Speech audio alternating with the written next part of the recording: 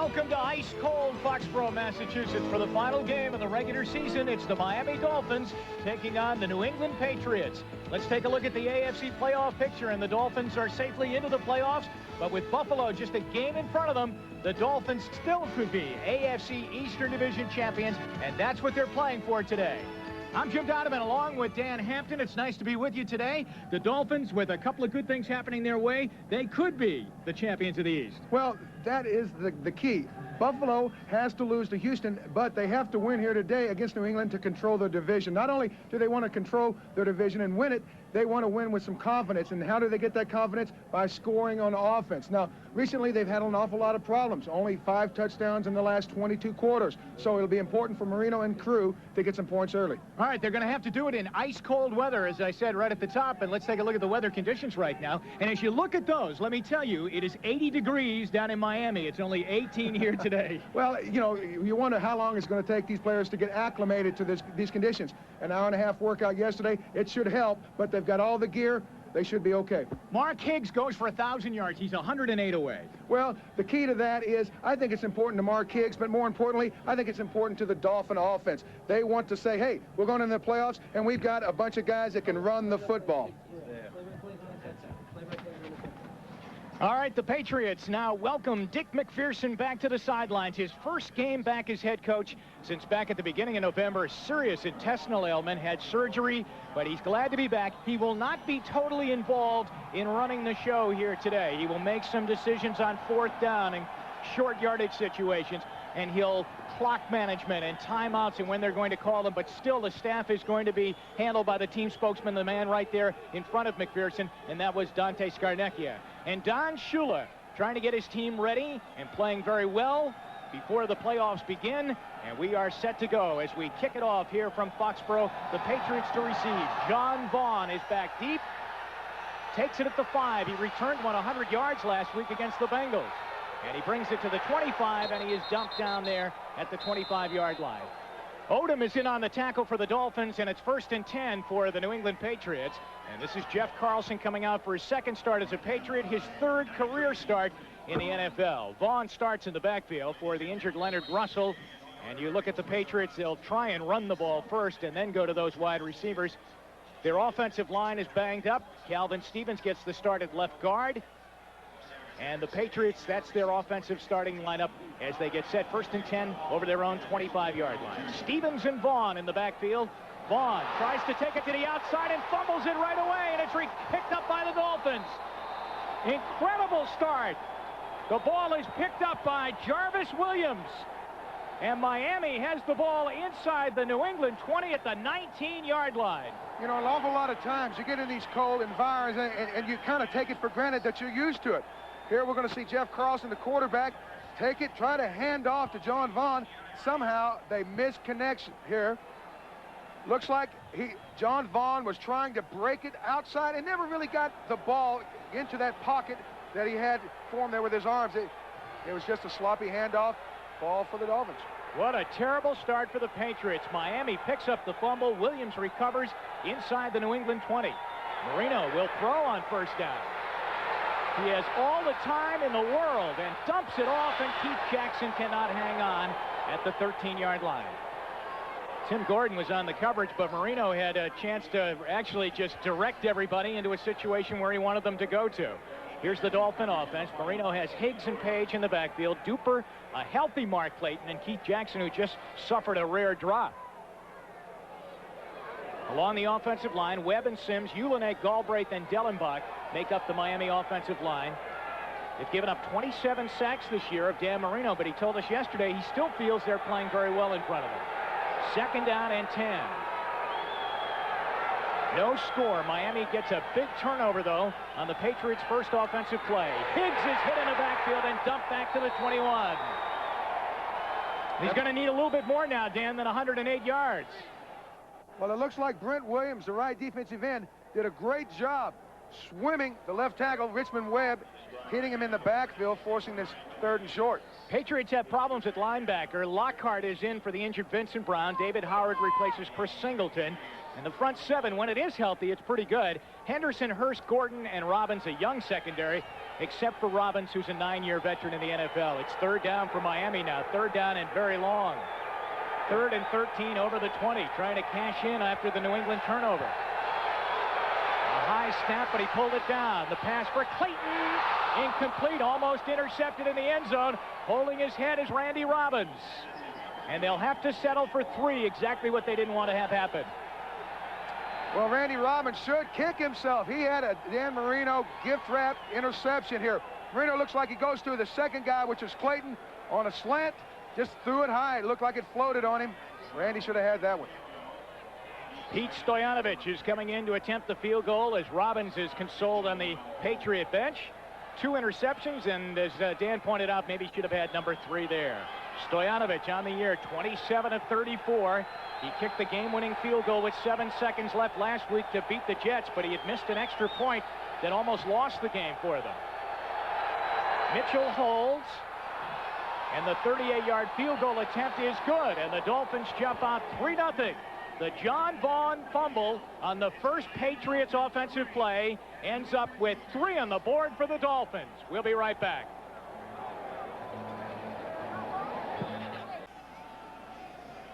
Pete Stoyanovich connected on a 38-yard field goal, but it is an icy track. Watch him on the plant and kick here, Dan.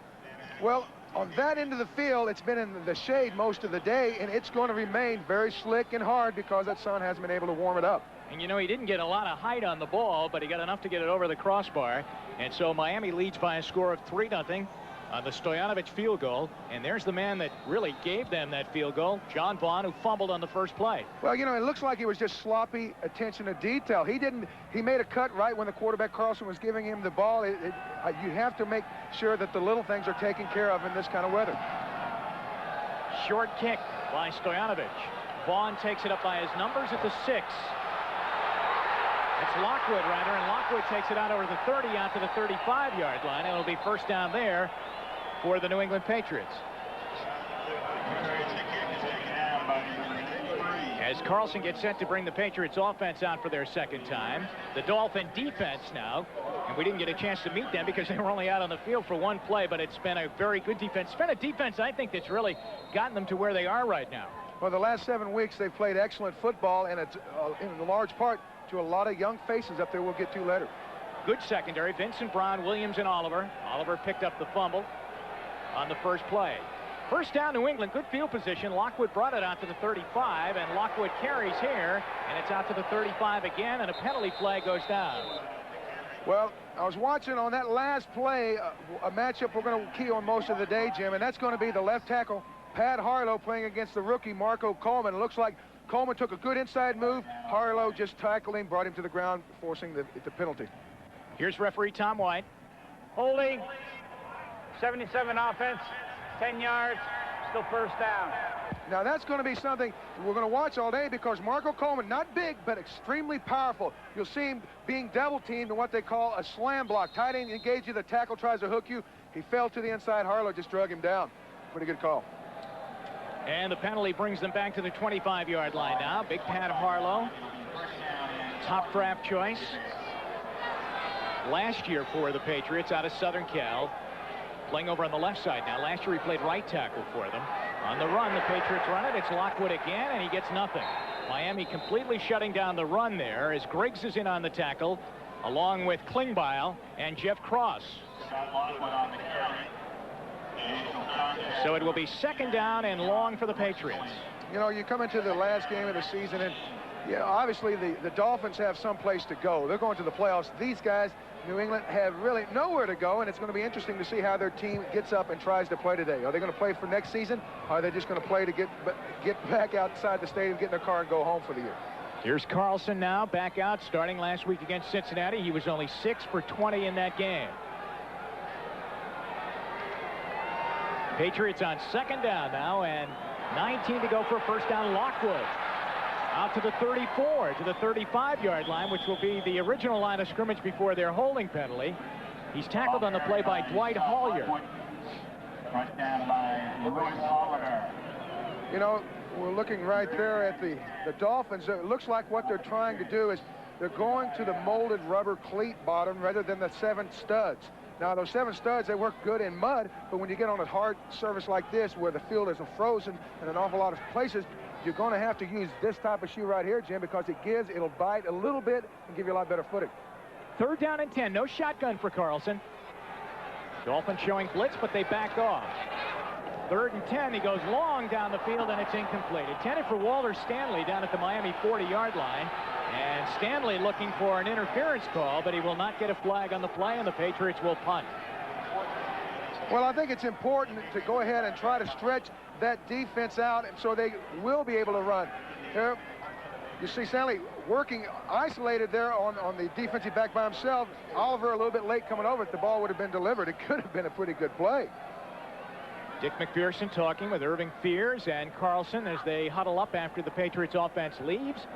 Sean McCarthy's been a busy guy. He's been a good punter for them this year, and with this offense, he's had a lot of opportunity to punt. Scott Miller is back deep for the Dolphins. Snap is high, and he just got it away. J.B. Brown almost blocked it. Fair catch called for at the 30, and Miller makes the catch, and he's arguing a bit that he didn't get the proper room to make the catch as Rod Smith was right in his face. Miami gets the ball back for their second opportunity. They lead on a Stoyanovich field goal, 3-0. If you look right here, Jim, you can see number 37, J.B. Brown, smart guy that he is. He knows that the shortest distance between 2 points is straight away. Most punts are blocked straight up the middle. There, J.B. Brown makes a big move, almost a block. He almost got right through Sam Gash and got to the punter on 1st down, Higgs, the 3-yard line. Higgs is coming into the game. He started the day needing 108 yards. Dan Marino and the rest of the Dolphins would love to see him get it. They really do want a 1,000-yard rusher. Well, you know, it's funny. You're going into the playoffs. You're trying to build some kind of momentum. You know, it looks good on paper, and you get a little confidence when you say, hey, we got a 1,000-yard rusher. We can run the ball if we have to. If weather's bad, we can still do it. On 2nd down and 7. Miami leading 3-0 on a 38-yard field goal by Stoyanovich. Higgs breaks a tackle, and he'll bring it out short to the 40-yard line. Tim Goad and Randy Robbins team up on the tackle of Higgs at the 39. And it looks like he is just shy of a 1st down as Dan Marino's over there surveying it. What they're trying to do here is stretch the defense. All those big offensive linemen just take a step to the left, come off, engage people on that slick surface, and let Higgs kind of squirt through there. Worked pretty good. Got about 8 or 9 yards there. And a great block by the tight end Keith Jackson, who tied up Andre Tippett. It's 3rd down and 1. You don't really have to block today, just get in the way. The updated stats, 892 coming into the game for Higgs. 3rd and 1. Higgs again. It will be a 1st down. He pushes out to the 42-yard line. They have been running left, and for the first time they go to the right. Maurice Hurst is in on the tackle for the Patriots, along with Tim Gordon. Here you're going to see a good surge by the center of that Dolphin line. Now, you know, a lot of people don't give them credit. They are pretty good run blockers, but when you got a guy like Dan Marino behind you, you're not asked to do that an awful lot. But I think it's important that they do get this ground game going today and get that 1,000 for Higgy. 1st down Miami. 9:40 to go here in the 1st quarter. They lead 3-0. Right back to Higgs. Into New England territory, down to the 49-yard line. Gordon and Robbins, the 2 safeties, have to make the tackle, and when the safeties are making the tackle, then you know that the running game is working. Well, if you look right in the middle of the screen, you see Tim Goad, the nose tackle. Now, Tim Goad, number 72 there, you see him. He's stretching that, taking on a double team. Now, watch him spin back, almost making an excellent play. Just a little bit high there. Higgs able to run through that arm tackle, but hey, it's not because of Tim Goad's lack of effort that this New England team hasn't played well this year. Higgs now with 20 yards rushing in the game. 2nd down and 1. He gets out of a tackle there, getting away from Johnny Rembert, and he'll get a 1st down to the New England 45-yard line. Jerome Henderson and Eugene Lockhart make the stop on Higgs. You know, it was always funny as a defensive player, you know, and when you play in this type of weather, your hands and feet get very cold, obviously. And when you're making tackles, you need to grab cloth. And a guy like Higgs, he's a little bowling ball kind of guy. I think we're going to see him break an awful lot of tackles today because those fingers are cold, those hands are cold. They won't be able to grab him. He'll keep his feet going. He'll break a lot more tackles than you would have realized because of the weather. This drive has been all Higgs. Nobody else has touched the ball. It's been Marino handing to Higgs on every play. Now Now the play action fake and the throw and the catch down at the 35-yard line as it's Mark Duper over there making his first grab of the day. He'll be up near a first down at the 36. Now, normally, when you have the running game going pretty well, what you want to do is run that play action and throw the ball back across the middle. A lot of times those safeties become very interested in the fact that they're having to come up and force the running plays. You can catch them guessing and get somebody behind them. There, Dan opted for just a simple out. Let's see what he does here now. 2nd down and 1. Might play with the down a little bit here. We call it a throwaway. Although the last time he gave it to Hicks, and they go right back to Hicks. And he's going to struggle to get back to the line of scrimmage. In fact, he'll lose a yard. Brent Williams got him down at the ankles, which is probably the best spot to bring Hicks down by today. And David Howard is there, too. So they are going to come up 3rd down and still short yardage. Well, it looks like the Dolphins threw away a great attempt at making a first down. Here, they're just trying to run that stretch play. New England has a very active group of linebackers. There we see Howard, number 99. Remember, a bunch of those guys up in there fighting, hitting people, jamming up those stretch holes. Defensive coordinator Joe Collier prowling the sideline right now, wearing that towel around his neck, asking his defense to dig in on 3rd down and a little bit more than 1.5. Hicks to the outside, won't get it. Good play, shooting through. Agnew gets in there. Ray Agnew to make the tackle. Great play by Eugene Lockhart, who is starting today for Vincent Brown, who went on IR because of a bad knee. You will see Eugene Lockhart, number 51, right on the right of your screen. Now watch him run through. This is what a linebacker is supposed to do. Fill and fill big. Watch him knocking the back sideways. You cannot draw it up on the chalkboard any finer than that. Great play by Eugene Lockhart, who had left the field in celebration and was told to come back out now on this punt play. As Roby is in to punt it away, and Shula can't like that drive because they were moving well. Look at this punt straight up in the air. If it bounces the wrong way, it could be a negative punt.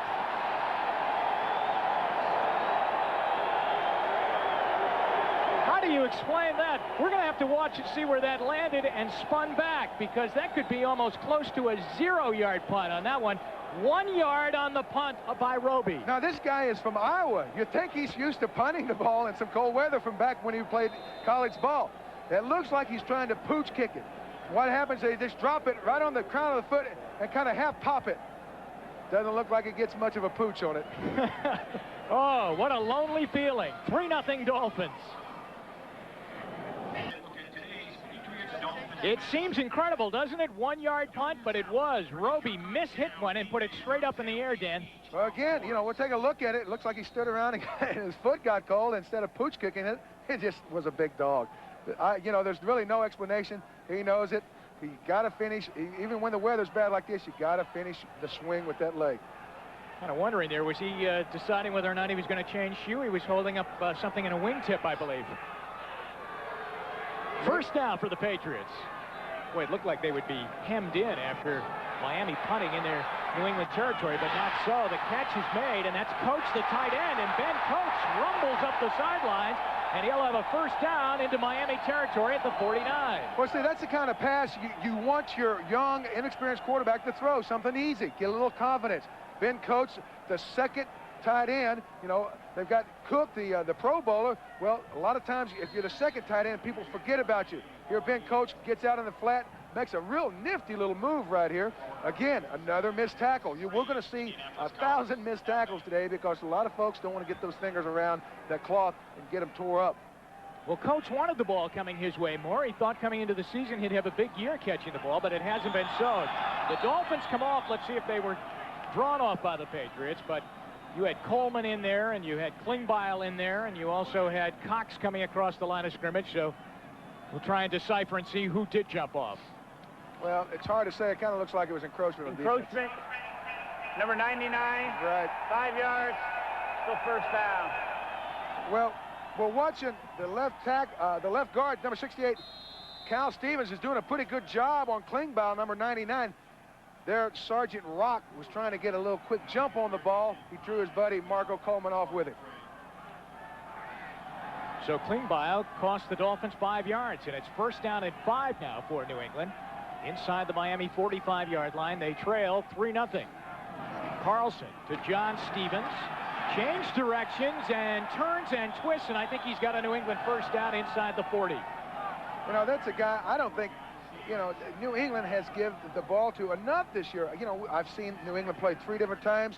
We've called John Stevens' name very, very seldomly. And the point is, when you have a talent like this, you've got to give him opportunities. You know, a guy like Stevens with his ability, I give him the ball 25 times a game. Well, you know, remember the year after when he came into the league, after you guys had knocked them off in the Super Bowl, Stevens was the entire Patriots offense. I can remember them playing in a playoff game up in Denver, and he was the only guy that touched the ball.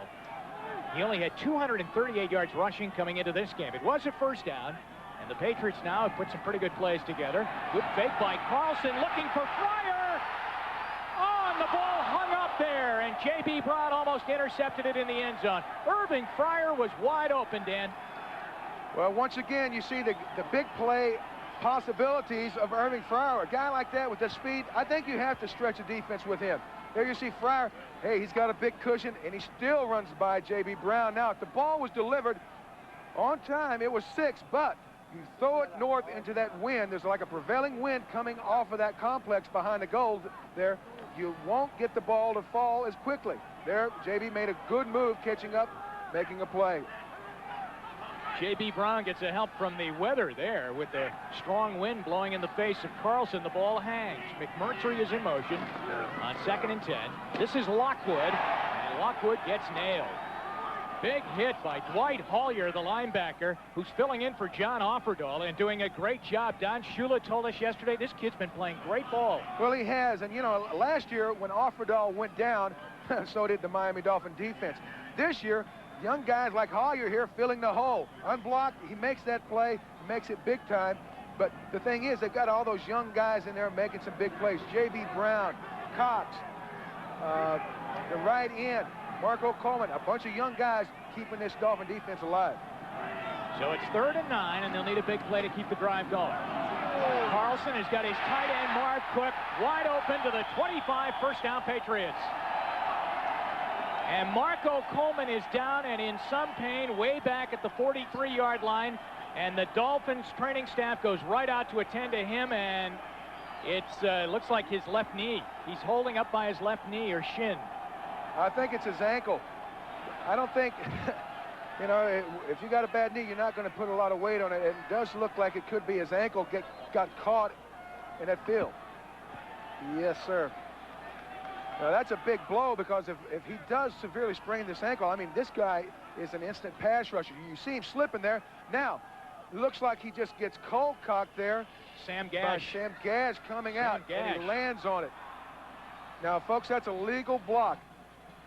So it's called chipping away at a defensive end, and what you do is when you get a guy like Coleman, who's an impact player, you get that back slip out and get his attention, takes Coleman's attention off the quarterback. He starts looking around for other guys coming at him. Well, they are still attending to Marco Coleman, the fine rookie of the Dolphins, out on the field. The Patriots have the ball. They trail 3-0. We'll be right back. We're looking at Marco Coleman, number 90, the rookie defensive end. Now, he's going to come up the field. He'll never see Gash, the running back, come by and chip on him. Now, Marco Coleman has a bright future in this league, but the brighter it gets, the more he's going to have to look out for guys like that, going to try to take a shot at him, because he's drawn an awful lot of attention. And, Dan, it's important to point out that when he went down, the position that he went down in, it was actually his own weight that landed on his ankle. Well, 260 land sideways, it's going to hurt something. Patriots, incidentally, got a big play there on 3rd down and 9 to Marv Cook, and got a first down to the Dolphin 25. This is Lockwood. He'll take it to the outside where he's got some room. And then the safeties, both of them, Williams and Oliver, come up to drive him out. Lockwood has been in the game since John Vaughn fumbled on the first play, which led to the Miami field goal. Well, in talking with Dick McPherson yesterday, he said, you know, I like this kid. I'm going to get him a chance as much as I can. But when you've got guys like John Vaughn and John Stevens, you don't expect him to carry the ball that much. But, you know, John Vaughn yesterday was talking with us, and he said, you know, I don't agree with some of the things that we're doing. And all. I really think that Coach McPherson wants to see more of Lockwood today, because, you know, you don't get many chances. And when you mess up the ones you get, or you stand over there with the coach. Lockwood again. Makes a good read and turns a play that was going nowhere into a couple of yards. And Lockwood looking like a real good back here today for New England, in that he's holding on to the ball. Dick McPherson met with us yesterday, and first of all, it was nice to see him, but you can notice, I think, that He's lost a lot of weight. And he also says he gets very weary, like 11:30 in the morning. He really has to step back and almost get away from it. And then he gets a little bit weary in the afternoon. So it's taken its toll, a long convalescing period. But he feels that he's ahead of schedule. Well, the doctors say he's ahead of schedule, and it's just good to have him on the sideline. I know that's a big boost to the team emotionally. It's 3rd down and 2 yards to go. McMurtry in motion. They pitch it out, and John Stevens has the sideline to himself. Hits at the 5, goes out at the 1. What did I tell you, Jim? A guy like this, you got to get him the football. Now, we're going to see, this is kind of a sucker play. They lead everyone up inside. When everybody gets inside, they do a little quick pitch out to John Stevens. Now, we're going to take a good look at the blocking by the receivers. You'll see Fryer, number 80, going and cracking there on the linebacker. When you have receivers that are committed to helping the running game, you're going to have a running game. And there, that's what we call BYOB, be your own blocker. Stevens bringing it to the safety coming up to get him. Great block by Fryer. 1st and goal, Patriots. 16-yard run by Stevens. Touchdown, New England, as Gash goes in for the score and the Patriots lead.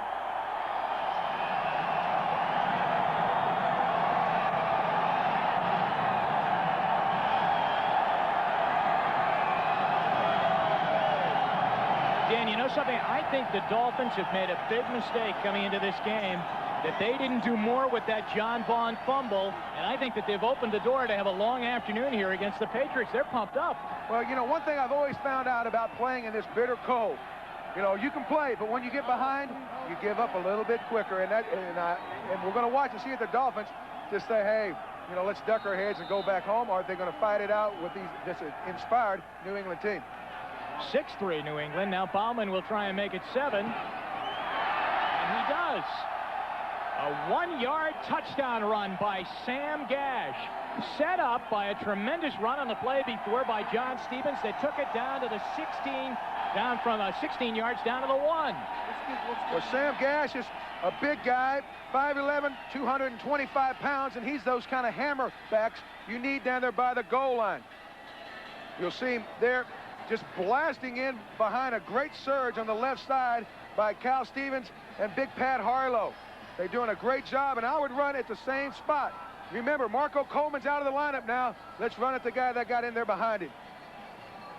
And a pretty good lead block by the running back, Kevin Turner. And it allows Gash to go in for his first career touchdown. Now go back and really dissect the drive. How did it start? On a 1-yard punt by Reggie Roby, which gave the Patriots great field position. Well, again, they didn't capitalize on an easy scoring attempt. There, you know, they should have had 7. They only settled for 3. Momentum builds for New England. Then, of course, the bad punt. New England takes it right down. And really, this guy right here, Gash, was the guy that made the big play, the big block on Coleman, and inspired his teammates. You know, it's funny, when you've got a team that doesn't have a good record, they look for some reason to get excited. The record doesn't excite them, but some block like that, a big catch, a big tackle, that'll do it. I don't think Don Shula was very happy as he stood in front of his defense there. It's a short kick. And it's Parmalee. He fumbles the ball. It's loose, and the Patriots are on it. It might be Bauman, the kicker. Flags are down on the play, but Bernie Parmalee fumbled the kickoff. New England recovers at the 40-yard line pending this flag. Well, it does look like it might be a holding call. A lot of times you get those holding calls back inside the 30-20 area before the return bounces out. Now, we're going to have it sorted out by the officiating crew, but it looks like... All right, he's telling his players to get away from the Miami Dolphins right now, and here comes the call. We'll see. Holding. Number 49, Miami, during the return. The penalty is declined. The result of the play is a fumble. New England ball, 1st down. Well, there was a holding call on the fullback, Tony Page, but the big break is not the holding call, but the fumble. Now, we talked earlier in the show about how this cold weather, you know, you can have all the gloves and the hand warmers and all that stuff you want set on the bench forever. But unless you go out there and protect the football, the cold is going to be a factor all day. There, he never really had a good hold on it. The defender just stripped it away from him. Yeah, it was 58, Rob McGovern, a linebacker for the Patriots, that got in there and knocked the ball away from Parmalee. And the Patriots set up first down and 10 inside the Miami 45-yard line. They lead the game 7-3. Here's a reverse to Fryer. They give it back to McMurtry. He wants to throw it. He does. Incomplete. He tried to get it to Stevens at the 41-yard line. Now, Jeff Carlson told us yesterday that if they got good field position, they would they had a few of these wrinkles in, and so they did do it. Well, you know, unfortunately, they may have been led into a false situation.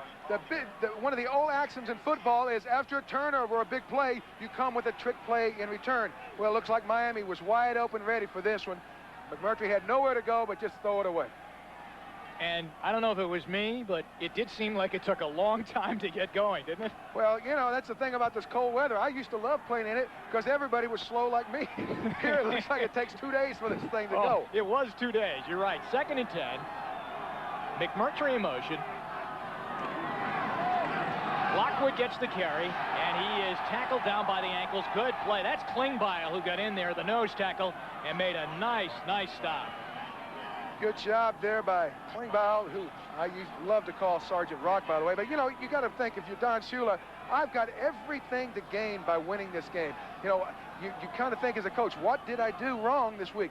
I told them that, you know, New England was a trap. They had nothing to play for except to spoil our season. We have everything to gain, and you know, here we come up here and walk around like zombies, fumble the ball, make some bad kicks. He's hoping that he can get his defense to rally and realize it's time to wake up. 3rd down and 10. Half a minute to go here in the first quarter. The left-hander Carlson's got a lot of room to run. Now he loops the ball, and McMurtry's got it. 1st and goal, Patriots inside the Dolphin 10. That's what Don Shula said yesterday. He said, you know, you got a guy like McMurtry and Fryer, Stevens. He says, even though they've been beat up, they can still bite. Now, you know, they may not bleed to death with one bite, but they keep scratching and clawing. They're going to hurt you, and he knows it. You're seeing Carlson here making a good decision, showing good awareness, getting out of that pocket, pumping Oliver up to be able to get him to draw him up, draw the corner up in front, and then lay the ball right over McMurtry's head. That's the end of the first quarter. It's a game that Don Shula really needs to win. And the Patriots are not going to give it up easy. They lead 7-3. Second quarter about ready to begin. Jim Donovan along with Dan Hampton. New England leads 7-3. And after a Miami fumble and New England recovery, Dick McPherson's Patriots have the ball 1st and goal inside the Miami 10-yard line at the 9. And Jeff Carlson has been making some great plays at quarterback for the Patriots. Lockwood the carry. Hits at the 6-yard line. Coming up, Lewis Oliver to make the tackle.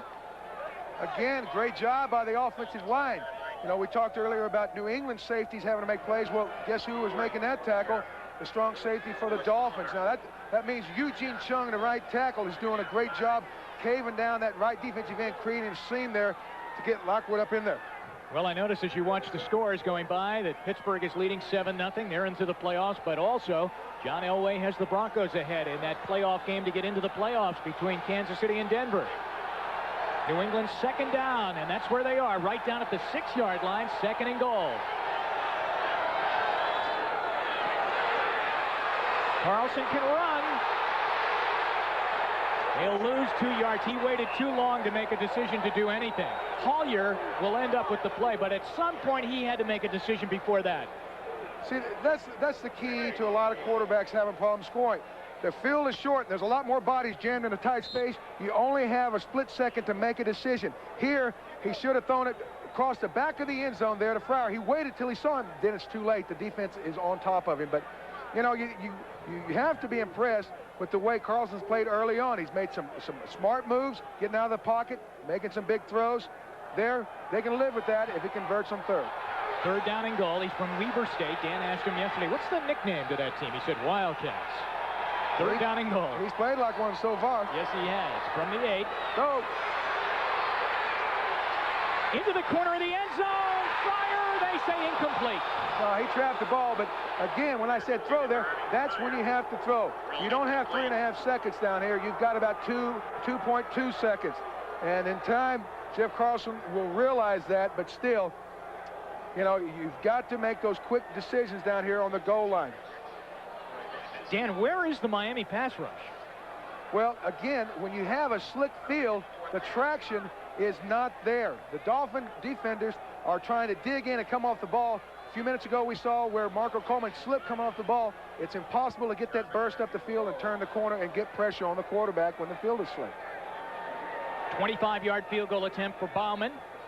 And a chance to give the Patriots a 10-3 lead. And he does. He nails it right through. You know, if you remember last year, the Dolphins struggled late. They're going to have to get it going again here to get back in it. It's been a nice welcome back to the sidelines for Coach Mack, hasn't it? Charlie Bauman kicked a 25-yard field goal for the Patriots. They lead 10-3. As he gets set to kick it back to the Miami Dolphins. The Dolphins fumbled on the last kickoff after the Patriots had scored a touchdown. That man fumbled. Bernie Parmalee, he is without gloves, but he is back there again, standing inside his 5-yard line. He is back there. Short kick. Williams runs underneath it and takes it at the 15. Mike Williams outside, got away from a couple of Patriot tacklers and is finally giving the Dolphins good field position up at the 34-yard line. The game right here on NBC Sports. Check your local listings. You know, Jim, last year the Dolphins were 8-6 at one point at the end of the season, poised for the playoffs, never made it. Marino, he's been on the bench a long time. Patriot defender slipped, and the Dolphins make them pay on that one as Clayton makes the catch out at the 49-yard line of New England. 21-yard gain for Clayton. You know, Clayton left the game last week with what the doctors called a bruised lung. He said, I just had the air knocked out of me. It was a very vicious hit, but you're going to have to see, you know, put a lot of wood on this guy to get him scared. He's one of the true great receivers of the 80s, and here he is still in the 90s being very effective. So Clayton owns the team record in consecutive games with at least a catch. Maurice Hurst was the defender who slipped on the play. First down Miami. They trail by 7. And the run brings it down to the 46-yard line by Higgs. And Higgs gets up limping a bit. You know, in fact, limping a lot now, Dan. Looks like he made another cut back to the inside there, and it looks like he fell over a body on the ground and may have sprained his knee. Now, that's not going to be good for the Dolphins. Here they've lost one of their best defensive linemen, and now they're starting tailback if they indeed sprain that knee. Here you'll see Joe Collier, the defensive coordinator, has got a lot of bodies coming up the field, creating, you know, a pressure-type defense. Hicks trying to pick a hole through there, cutting back inside. Looks like he did twist his knee a little bit. Well, he was trying to get up and walk off the field by himself, but then they put him back down on the turf and they attend to him. It's the Patriots by 7 when we come back. Continues to get over there by that warm seat over there. He's walking much better. Well, I think that's a big blow to Mark Higgs. You know, here he was poised to break 1,000 yards. Unfortunately, it looks like he twisted that knee. May not come back. We'll keep an eye on that. But, you know, not only is he disappointed, but the offensive line's got to be disappointed. Higgs, he told me yesterday, if I break 1,000 yards, I'm buying the entire offensive line these big, nice leather starter jackets. So, you know, those guys got a frown on their face seeing their buddy go off. That's why they were hovering over him as he was on the ground saying, come on, get up. It's okay. Just walk it off. 4 wide receivers in the game. Bobby Humphrey is in the backfield. Marino throws across the middle. He's got Keith Jackson inside the Patriot 30 at the 28. First down, Dolphins. 19-yard pickup. Well, what they did, they split Keith Jackson out into the slot. Now, what that usually does is put a safety on him. Now, Keith Jackson is just way too big to cover with a linebacker, so they got that safety on him. The safety just bumped him, turned him over into the zone. Dan Marino, a master at reading defenses, realized there was a hole, got it to the guy. All right, this is where they have now stalled a number of times during the season. Though they're great until they get into this area, the Dolphin offense. Let's watch and see if they start to put things together. Marino setting up a screen for Humphrey. There's a flag thrown on the play as Humphrey's brought down at the 25-yard line. David Howard and Lockhart team up on the tackle for New England, but we'll check out the penalty. Well, it does look like it will be holding against the Dolphins. One of those offensive linemen out there trying to hang on somebody, but I think that's a pretty smart call by Marino, trying to slip that screen to Humphrey, because he's one of those guys that can break a screen a long way. Coach Mack saying take the penalty if it's against Miami, and it looks like it is. Keep your eye on those scores as they go by, those playoff pending games, especially that Kansas City-Denver game, and that's 7-0 as Elway has that touchdown pass. All right, so they get them for a trip. See the offense once again, big mistake here. Now they were cruising until they got down inside the Patriot 30. Well, that's what Don Shula said. We really don't have a lot of problems moving the ball. We just can't score. Only 5 touchdowns the last 22 quarters, and what that means is the offense is self-destructing. And a lot of defenses around the league, they see this on film and say, hey, we just give them little chunks at a time. Sooner or later, they'll self-destruct. Number 78, 10 yards, still first down. Richmond Webb is the man that committed the penalty. And we should have a shot of it right here. Well, he's the left tackle right there in the middle of your screen. You see him getting inside here. He is beat by David Howard on an inside quick move. There, he just puts his leg out, trips him. Now, that is illegal. You can try to, hold all you want, but if you try to trip and kick, penalty flag's coming out. 4 wide receivers and Bobby Humphrey on first down at 17. Across the middle, Clayton cannot hang on at the Patriot 30-yard line, and then a flag goes down, and they're going to call it on the Patriots. Well, it looks like Johnny Rembert, yes, it is, didn't realize that he had the ball knocked out of Clayton. He was just going ahead and trying to do a little body slam action there. The play was over. The ball was out.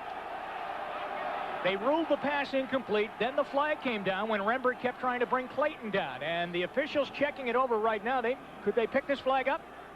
Well, it's hard to say, and I think you got to let the players play some, Jim. I mean, how would Johnny Rembert know the ball's out if he's got his helmet into the back of Clayton? In fact, Rembert goes over to Clayton and said, hey, I didn't mean anything by it. Here's the call.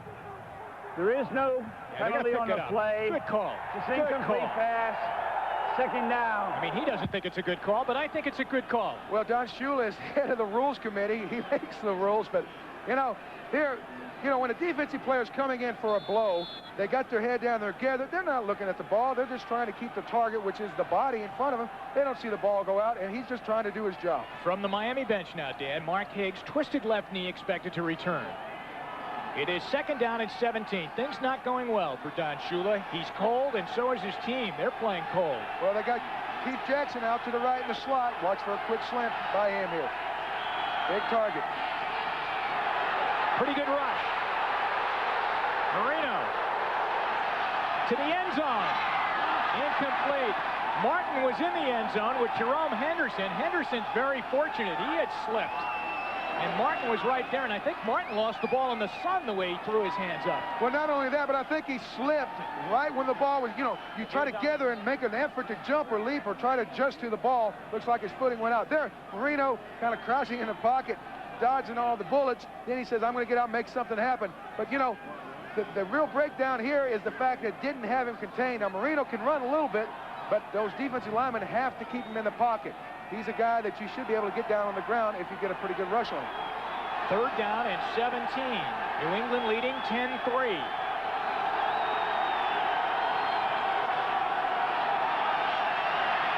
Knocked down. Great play, Brent Williams.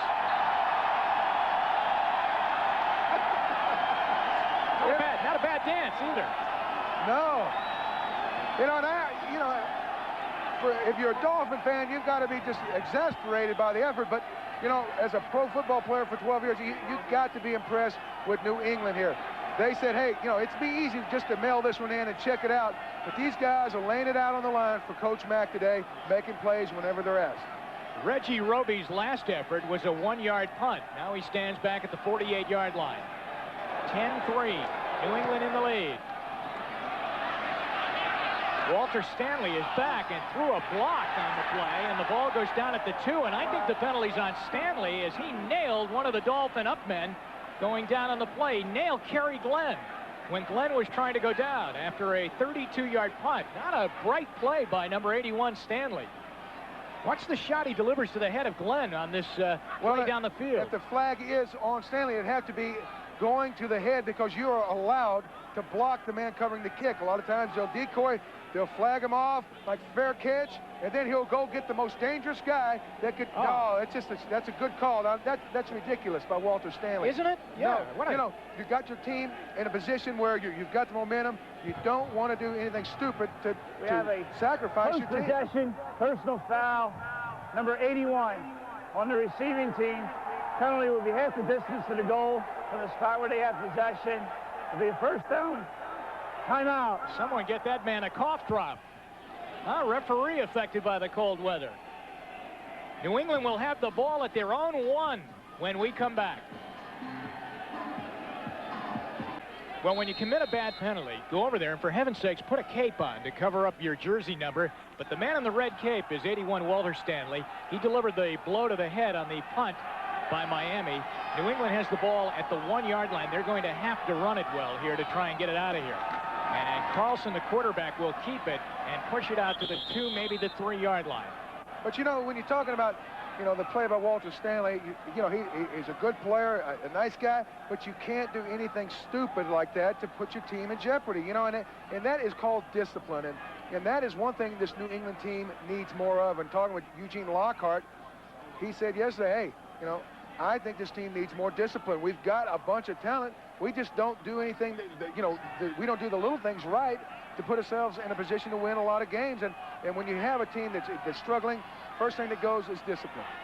2nd down and 8, still in dangerous territory at their own 3, so they'll keep it again. And Carlson might get to the 4-yard line, and that's it. Now, the crowd is booing here because they're saying, hey, you've only got 2 wins, but why not put it up? But let's face it, you know, you have a brand new quarterback in there. If he gets trapped or turns the ball over here, this will end the momentum. Well, let's check out number 51, Brian Cox here, lined up on 300-pound Pat Harlow, the left tackle. Now, Cox is a everyman all-pro for the Dolphins. He's had a super year. There he's battling Harlow, who is really only about 50% this year because of a bad back. But, you know, you see that both of those players are still fighting it out here, even though, you know, the temperatures, you know, you really just want to curl up on a rug somewhere. They try to run it again. Lockwood is hit hard on the play as he is nailed by Jarvis Williams back at the 4-yard line. And Miami's defense gets the job done as they hem the Patriots in, and they'll be punting from their own end zone. Well, Jarvis Williams, the safety, blitzes there. He's basically setting up there in an 8-man front. Now, that is what having an inexperienced quarterback, how it really kills you. The Miami coordinator, Tom Olivadotti, has done a great job this year, but he knows New England will not throw. He commits everybody to stopping the run, forcing the punt. McCarthy 35 yards on his first effort, but right now he has to watch his footwork there as that white line designating the back of the end zone is right on his heel. Stepping back too far to safety. Scott Miller is back deep. He got it away. Miller's going to run up, let it hit at the 39-yard line, and then it takes a Miami bounce back to the 37, and that's where it's touched down. Great field, but don't miss Texas A&M and Notre Dame in the Mobile Cotton Bowl here on NBC on New Year's Day. 1st and 10, Miami. Bobby Humphrey gets the call and is loose, and Humphrey down to the 29 of the Patriots. Bobby Humphrey, what a nice bit of depth there to lose a guy like Higgs and to have a guy like Humphrey come in. Well, you know, one of the things that, you know, rumors going around the league is, you know, what's wrong with Miami? Why don't they utilize Bobby Humphrey more? Because he is that type of ball player. He was a do-everything guy in Denver. He comes down to Miami. Shula basically makes him a 3rd down specialist. But today, with the injury, he's going to get the ball a lot. 2nd down, less than 1. That's what's left in the half. Looked like a busted play. Humphrey gets hit right away at the line of scrimmage, and he'll be short of the 1st down. He needed to get near the 27. Good job by the nose tackle, Tim Goad, and the right end, Brent Williams. They knife down inside, cutting off all the lanes. You'll see the guys in the red shirts just coming off the ball, putting a shoulder down, and creating a big wall of flesh there. Humphrey has no place to go. I think Goad has been one of the best defensive players this season for the Patriots.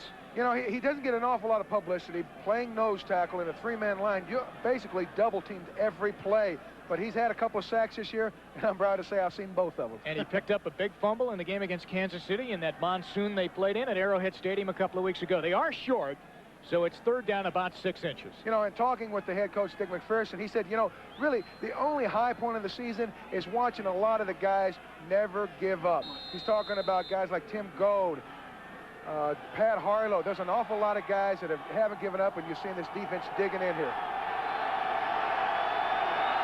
Crowd rising, third down, 6 inches to go for a Miami first down. Marino's going to throw. It falls loose. Patriots are on it, although it squirted loose again.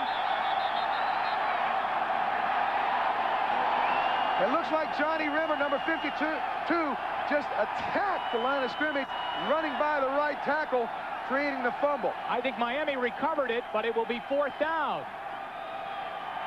I think Miami's going to luck out here and recover their fumble, but it will be fourth down back at the 31-yard line. Well, you know, here it is, 3rd and 1. They make the first. They get their offense going again, and it looks like, again, the Dolphins are sleepwalking there. It was just an all-out attack type of blitz, bringing all of the linebackers attacking the gaps. No one was there. It looks like Andre Tippett was the man coming off the right side behind Marino. You never sees him coming there. Tippett, one of the great pass rushers in our league for years and years, still being able to get to the quarterback. Fourth down and 2. Marino brought the Dolphins up to the line of scrimmage. And there you see the fumble being recovered by the Dolphins and then called the timeout. So Miami has called their first timeout of the half with 6:30 left to go. It's 10-3 and fourth down when we come back. Don Shula is deciding to go for it on fourth down and close to 3, down by 7. Well, I think it's time because he needs to get a sense of urgency to his offense that, hey, you can't just go out there and squander chances. We need to get into the end zone. They are 53% on fourth down this year. They are 8 of 15 as they come to the line of scrimmage on this one. Clayton in the slot on the left at the bottom of your picture. Watch him on a quick slant.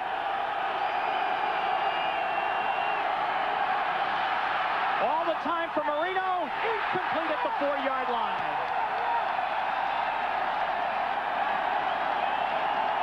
And it's New England ball. They went downfield for Jackson and didn't get him at the 4. Interesting, Dan, to go that big on fourth down and 2. Well, you know, that does surprise me. I would think that they would take you see Marino look left early. He sees a linebacker had walked out, taking the quick slant away. His only option was trying to go down the middle to Keith Jackson, hopefully the big body can bring the ball in. Not much has gone well for Miami today. Down now 10-3. They turn the ball over on downs with 6:25 to go in the half, and the Patriots wiggle out of that situation and have good field position. Carlson pulls it back down. Dumps it off. It is almost intercepted as he tried to squeeze it into Lockwood. And the linebacker was over there on the coverage. It looks like Grimsley was the man that almost picked it off, and it was John Grimsley. You know, again, maybe a bad time for something like this. What they're trying to do is run a little play action pump fake it here, but great pressure on the right side by Brian Cox, the guy that leads the Dolphin defense in sacks, creates a situation where he can't get the ball downfield, tries to make something out of it, almost makes something bad out of it. Second down and 10 for Carlson, who is now 3 of 7.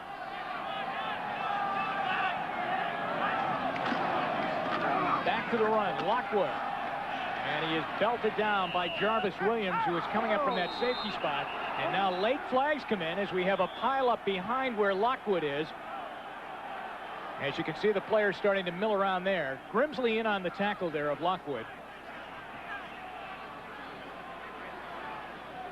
Dick McPherson telling his players to get back, get off the field. I think that they just all feel they need a little bit more control over there on that sideline. They are just committing too many penalties. Let's situate this one. Foul. Number 51, Miami. Personal foul. Unnecessary roughness. Number 87, New England. The foul's all set. Third down. Well, again, it looks like Brian Cox, the guy that's been making it happen for the Dolphins all year, made something else happen. He got flagged there. Looks like he and the tight end were tied up trying to struggle out of it, and somebody got a little antsy and started going to someone's head. Coates and Cox got tied up in there. Cox voted this week, number 51 there, to the Pro Bowl. And I think it's a great selection. Here's a guy that leads the team in sacks, and not only that, but tackles. He's all over the field, hardly ever comes off. He's the heart and soul of that Dolphin defense this year. Well, another big play now for the Miami defense, because if they can shut down New England here, they still could get good field position on 3rd and 5. Oh, wide open is Irving Fryer to the Miami 45. Stephen Braggs trails him on the play. Great job by Carlson. Braggs has got a bum wheel. He gets his best player on an injured player by the Dolphins. You got to go to that matchup every time. And now a flag goes down on the play, and it's going to be a personal foul, unsportsmanlike conduct, I believe, against Miami. And that's something, you know, it looks like the Dolphins cannot believe they've got into this wasp's nest up here. They thought they'd come up here. New England had the cars packed, motors running, just throw it out on the field. No, New England's bringing the fight to them, and they're getting a little frustrated. Unsportsmanlike conduct, number 35, 15 yards, first down. Kerry Glenn, and this will be tacked on to where Fryer brought the ball and was brought down as Glenn gets hit with the penalty. Look at how wide open Fryer was. You see Fryer running that quick slant. He's a very similar kind of guy as to what Clayton is. Big, strong guy that's not scared of going across the middle. There, it looked like Braggs jumped on it too hard. He broke it back out. Great design play. Great execution by the quarterback, Carlson, getting him the ball at the right time. Fryer, incidentally, is still down on the field. We'll take another look at it here. Now, we'll watch number 35 coming in late, Kerry Glenn, see what he does to get this foul. All right, that's Braggs right there who made the tackle on the play. The referee gave us, and I don't see any personal foul there. The referee then called Kerry Glenn on the unsportsmanlike conduct penalty, and the march-off brings it down inside the 30-yard line. And New England leading by 7, and now with good field position. Stevens gets Lockwood a good block, and Lockwood takes it to the 22 before he is knocked out by Lewis Oliver. And that's one of the things, when you're a defense and you start having some plays hit you and hurt you, everyone starts panicking. They start trying to make a big play, and I think it's smart by New England to go back to a base running play, catch some of those guys on the Dolphin side of the ball, trying to make something happen, playing out of position. You break a big run like that, and ultimately what happens now, those guys in the huddle on defense for the Dolphins just saying, hey, what's happening? What's happening? They don't understand that New England is just being very, very patient and executing flawlessly. Gain of 7 for Lockwood, and he'll get another chance on 2nd and 3. And he gets down to the 21-yard line. Brian Cox tackles him. He'll be short of the first down as he needs the 19. You know, if the Patriots, they are down somewhere around the 20 right now, almost a locked field goal. I think, you know, for the Dolphins to get back in this game, they're going to have to count on their defense to do something here. They need to try to get the ball back for their offense. 4:27 left in the game, you know, and try to get some momentum turned around because, like I said earlier, you find that a team that is not used to the cold comes in and gets behind early, they'll give up a lot quicker. They need to try to get back in it before the half. A new backfield in for the Patriots, Kevin Turner and Sam Gash. Gash has a touchdown today, and he should have a first down on that dive.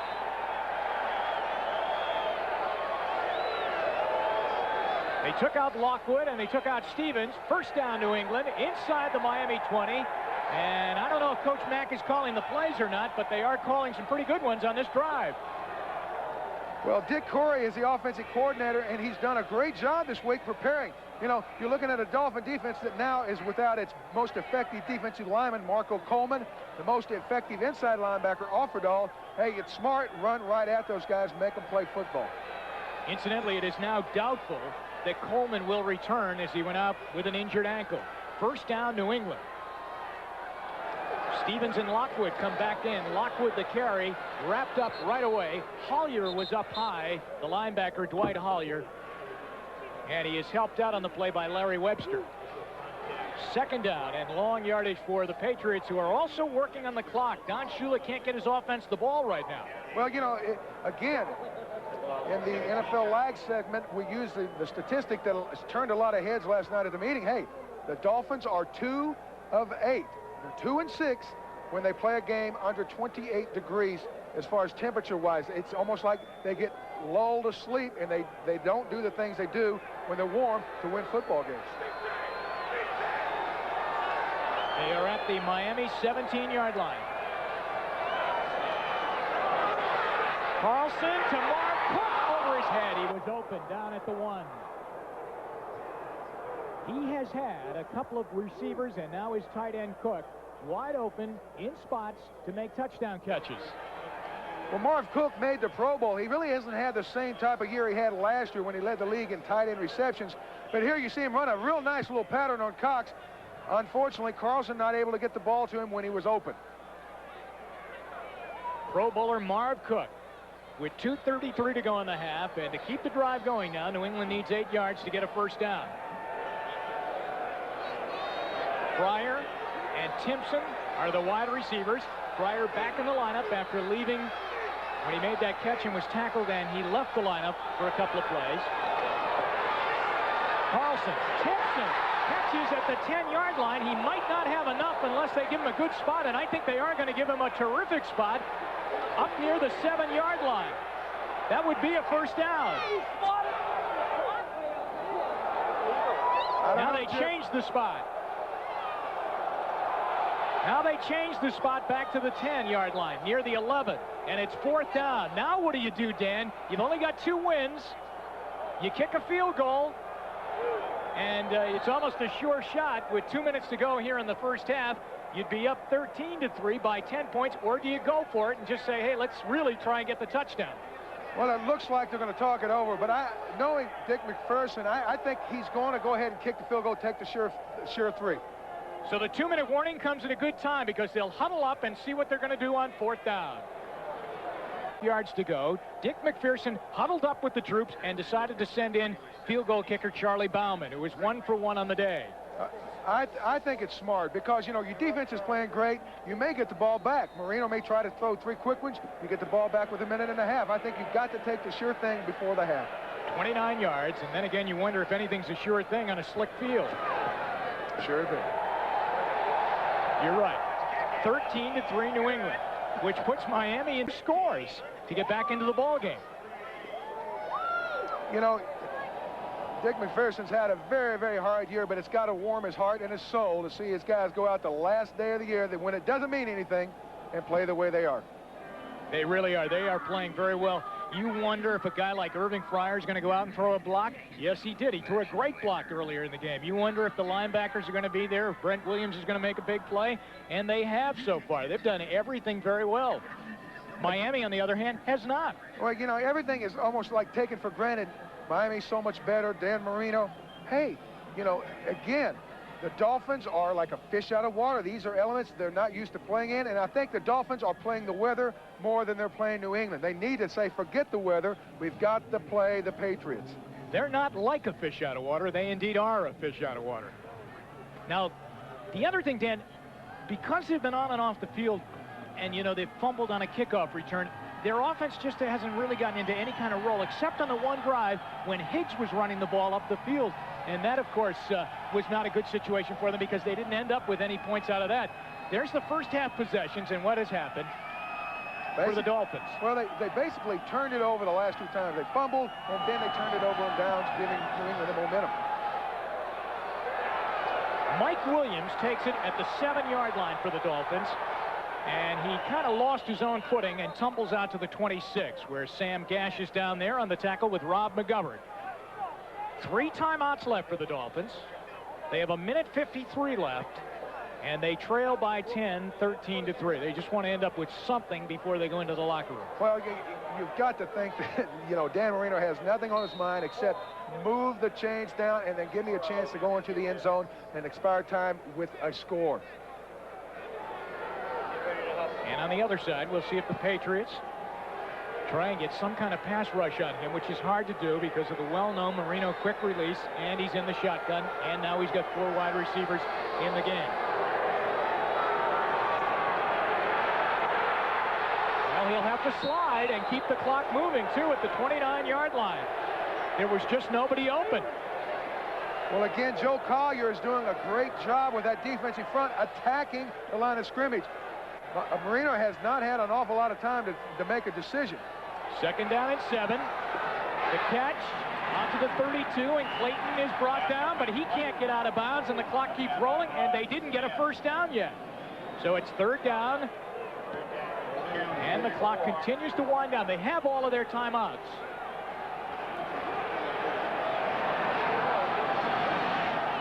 And that's a catch out to the 41. A first down, Bobby Humphrey on the grab. And now the clock will stop. Timeout, Miami. Well, I was surprised there. Joe Collier opted to single cover Bobby Humphrey in 3rd and short, and that's something that, you know, all the Patriots said we can't do, is let Bobby Humphrey hurt us when we're in 3rd and short. There he was found in single coverage. Marino makes a smart choice. Yesterday when we were at the Dolphin workout, and indeed we were brave to be there, which lasted an hour and a half. Cold. Yeah, oh, it was freezing cold. But Dan Marino said he really likes Humphrey. I mean, he said he likes him because he's a good blocker, but not only that, a good receiver out of the backfield. He gives them that other weapon that they think that they need. Well, not only that, but when you think about Keith Jackson and Duper and Clayton, those guys on the outside, you know, you've got 4 guys that have been to the Pro Bowl that you can go to with the ball. But the real key in 3rd and short is the fact that Humphrey can either run the ball, he can catch the ball, or he's big enough and strong enough to block a linebacker if they blitz somebody. Clayton, there have been some rumblings from him that he's not getting the ball enough. They have tried to get it to him a number of times today, but so far New England's defense has been right on him. 1:07 to go, first half, New England leading 13-3. The Dolphins have 2 timeouts left, but they're at their own.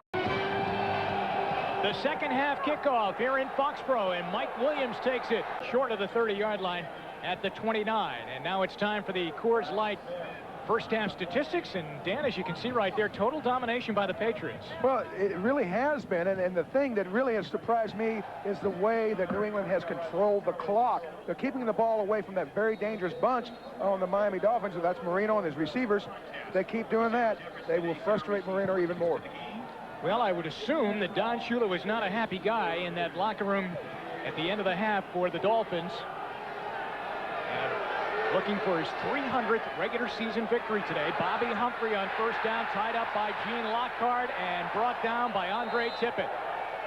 You know, yesterday, when practice was finished, we were in the Dolphin locker room trying to get some heat and waiting for Coach Shula, and then somebody was banging on the door. Somebody was locked out of the locker room, and it was Shula. I would think that the Dolphin players would probably have wished that they left the door locked at halftime today, and Shula couldn't get in. It was a day early. Yeah, because he cannot be happy with what he saw in the first half. Second down and 9. A 1-yard gain for Bobby Humphrey, who's in there for the injured Mark Higgs. Humphrey again with Page leading the way, and Humphrey runs it out near a first down as he is close to the 38-yard line. Well, they ran a long trap there. The right guard, number 62, Galbraith, did a good job of getting up inside. You see the right guard pulling. He says, hey, there's nobody out there. Let me turn up inside on the linebacker, creating that seam for Humphreys to squirt through there for some good yardage. Now, I think this is smart. If your receiving game is not going, hey, give the ball to Humphrey. He's a thoroughbred. Let him run a little bit. Third down and 1 for a Miami first down. Tony Page in motion. Back to Humphrey. He'll get the first down to the 41. Bumping heads with him right there was Johnny Rembert and Tim Gordon. And they must go to this man now. Bobby Humphrey, not as a receiver, but as a running back more here today. Well, again, early in the year, he was used as the third down specialist, a guy that could either run or catch, mainly catch out of the backfield. There you're seeing Humphrey go through there, and he's a big guy. He can take the punishment, and he can also bring a little wallop on those defensive guys, too. And it looks like it will be Humphrey for the rest of the day, because from the Miami training staff, Mark Higgs is now doubtful to return for the rest of the game. First down for Marino's Dolphins. Across the middle, the pass caught by Keith Jackson, and he goes out to the 49-yard line. Well, you know, I think it's important for both teams to do something this first drive. For Miami to get back in it, they need to say, hey, we've got fired up at halftime. We're going to come out and make something happen. Conversely, New England, they're letting the Dolphins move the chains, come at them. Now, if indeed the Dolphins do score, it's going to be like a big souffle. You hear a big sucking sound over there. Everybody's, you know, all pumped up, ready to play. Dolphins come back and score. It's going to take a lot of the fire out of the New England Patriots. It looks like the plan of attack was just come out here, do some things that they do well, safe plays, and get some kind of offensive momentum going. And so far, everything's been positive. Now they go back to Humphrey, and again, he turns it into a short gain. Just come out, hand the ball off to Humphrey. Don't go big. Remember on that 4th down play in the first half, Dan, they were 4th down and about 2 yards, and they went big down to Jackson at the 5-yard line. But instead here on this opening drive, let's just keep it, get a yard, 2-3 yards at a time. Well, you know, this is the kind of offense that a lot of folks identified Shula with the first couple of times he went to the Super Bowl. Just a big plotting game. They're trying to keep the chains moving. Then, of course, he got Marino. He had the aerial circus. But in bad weather like this, no matter who you have throwing and catching, cannot, you know, express how important it is to be able to run the ball in weather like this. 3rd down and 1. Humphrey's got a 1st down again. Ball looked like it might have come loose as they scramble for it down on the field at the 47-yard line of New England, but they give it to Miami and also move the chains. It's a 1st down.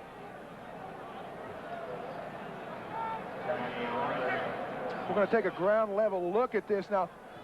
If you remember in the first half, those linebackers were really attacking the gaps there. It looks like Rembert was walled away. Hey, it does look like Rembert knocked the ball out, but Humphreys was able to take the ball back in after a favorable bounce. And now they are in New England territory, down by 10, 13-3 at the 47 on 1st down. Marino being rushed by Agnew, he got away. Being rushed by Goad, he got away and completes the pass down the sideline as he got Clayton to come back and make the catch. And that was just a great play by Marino. You know, a guy that has always amazed me with his, you know, he's always working. Clayton will run the quick slant. He'll run any way you want, but here he sees Marino in trouble. He knows if I get deep enough, shake those guys off my tail and come back to the ball, Marino will get it to me. That is something they've done for 10 years. They're still able to do it. 19 yards on the play. Let's see Clayton how he adjusts the route and comes back. You'll see. Here he'll look back. Okay, hey, Dan's in trouble. I know I've got this guy on my hip, but if I keep running hard, back to the ball. Now, that's a hard catch. He's coming to the ball. It's coming fast. Oh, he falls down as he slips on that part of the turf, and we get a flag going down on Agnew as he got an extra lick on Marino. And Ray Agnew, with that undisciplined New England play, I think is going to cost his team a big penalty. Looks like Dan may have strained something. He slipped on that slick part of the field. Now, I just got a good look at his cleats. I talked earlier about how they need to go to those rubber molded cleats. Dan's come out with the 7 studs. Now, that's the conventional hard spikes that really doesn't work on this type of frozen field. Unnecessary roughness. Number 92 in New England. Half the distance to the goal. 1st down. Well, again, you know, you've got a team that is playing great. The last thing you want to do is throw water on your team's fire. Here, late shot there, you know, and especially when it's a guy like Dan Marino. Some guy that you don't know his name on television all the time. Hey, you can't hit a guy like him, Joe Montana, because officials are protecting these guys. And here, you know, it doesn't look like it was anything malicious. No, it doesn't. You know, after second look there, I think that was unwarranted. You know, Dan was down. The guy was just trying to make a play. I think, you know, Ray was just trying to get in.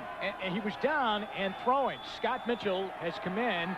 Marino is up and talking with Don Shula over on the sideline. So I think Mitchell will only be in for a play or two. It's 1st down, and it's Bobby Humphrey. And Lockhart brings him down near the 11-yard line along with Tim Goad. And here comes Marino back in. Well, anytime the official stopped the clock for an injury, that player has to leave the field for at least 1 play. That's the only reason Dad didn't stay in. I think he's just maybe sprained an ankle or a knee, or maybe stretched a groin muscle, because, you know, he slipped pretty quick there. Those are not numbers that you would think Dan Marino would be, you know, posting, but again, below 0 wind chill factor, it's hard to get those guys to catch the ball if you can find them.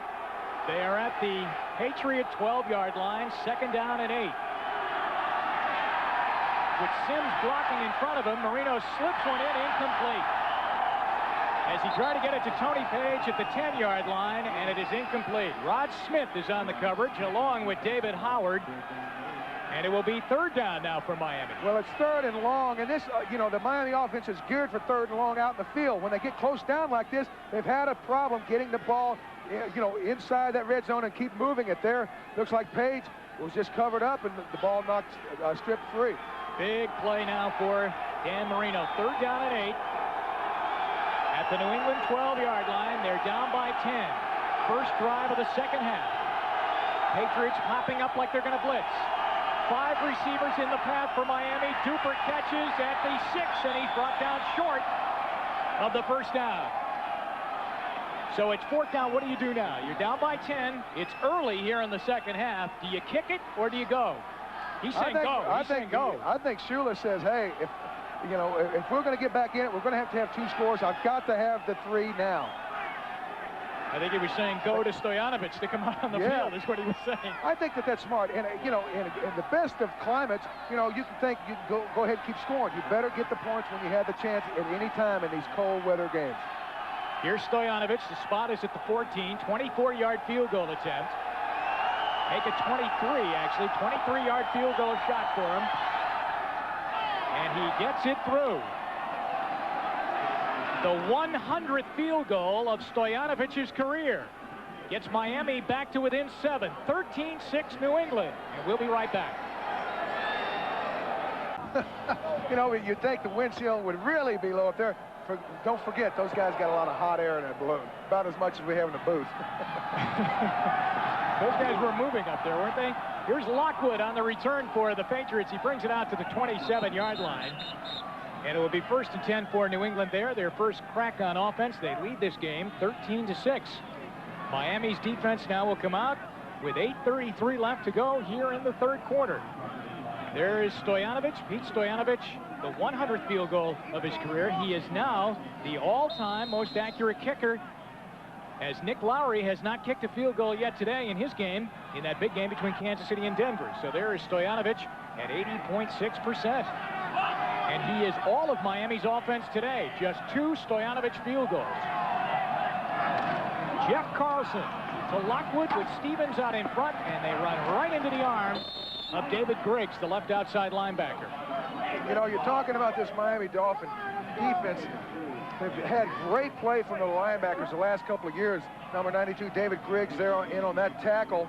He and Brian Cox, number 51, the other outside linebackers, gives them one of the great outside linebacking tandems in the AFC. And, of course, you have Offerdahl and Grimsley inside, and, of course, Hoyer, number 50, doing a great job. I think that is the real key to that Dolphin defense. But thus far today, they haven't made the normal amount of big plays that Tom Olivadotti, the coordinator, expects from them. 2nd down and 10. There was no gain on the run by Lockwood on 1st down. They'll try and go back to him here, and he'll get a big gain here in a 1st down run. Out to midfield before Louis Oliver sends him into the Miami bench. Great job on the right side. That is Eugene Chung, right tackle, Larry Williams, the guard, and, of course, Mark Hook, the tight end. They just got engaged with those Dolphin defenders. No one was able to get off and put an arm out or even try to get a hold of the fullback there, Lockwood. You know who Lockwood reminds me of, and when you think of him as a Patriot? He reminds me of Craig James. Craig James. I was going to say the same thing. This kid's had a great day. He was not the starting tailback today. That was the longest run in Lockwood's rookie career in the NFL. 23 yards and a big 1st down for the Patriots, with Irving Fryer going to the top of your screen in motion. Play action fake to Stevens. Carlson throws, and Coates comes back, and if it's incomplete, boy, that's a big miss by Jeff Carlson, because Ben Coates was wide open. Well, Carlson was pressured a little bit, but still, young quarterbacks need to realize they need to plant and finish the mechanics and go ahead and throw the ball where they want to. If you get hit by the guy, you just get hit. A great fake set this up, but he just wasn't able to follow through and get enough zip on it to get the ball to the coach. It's like he short-armed the ball, isn't it?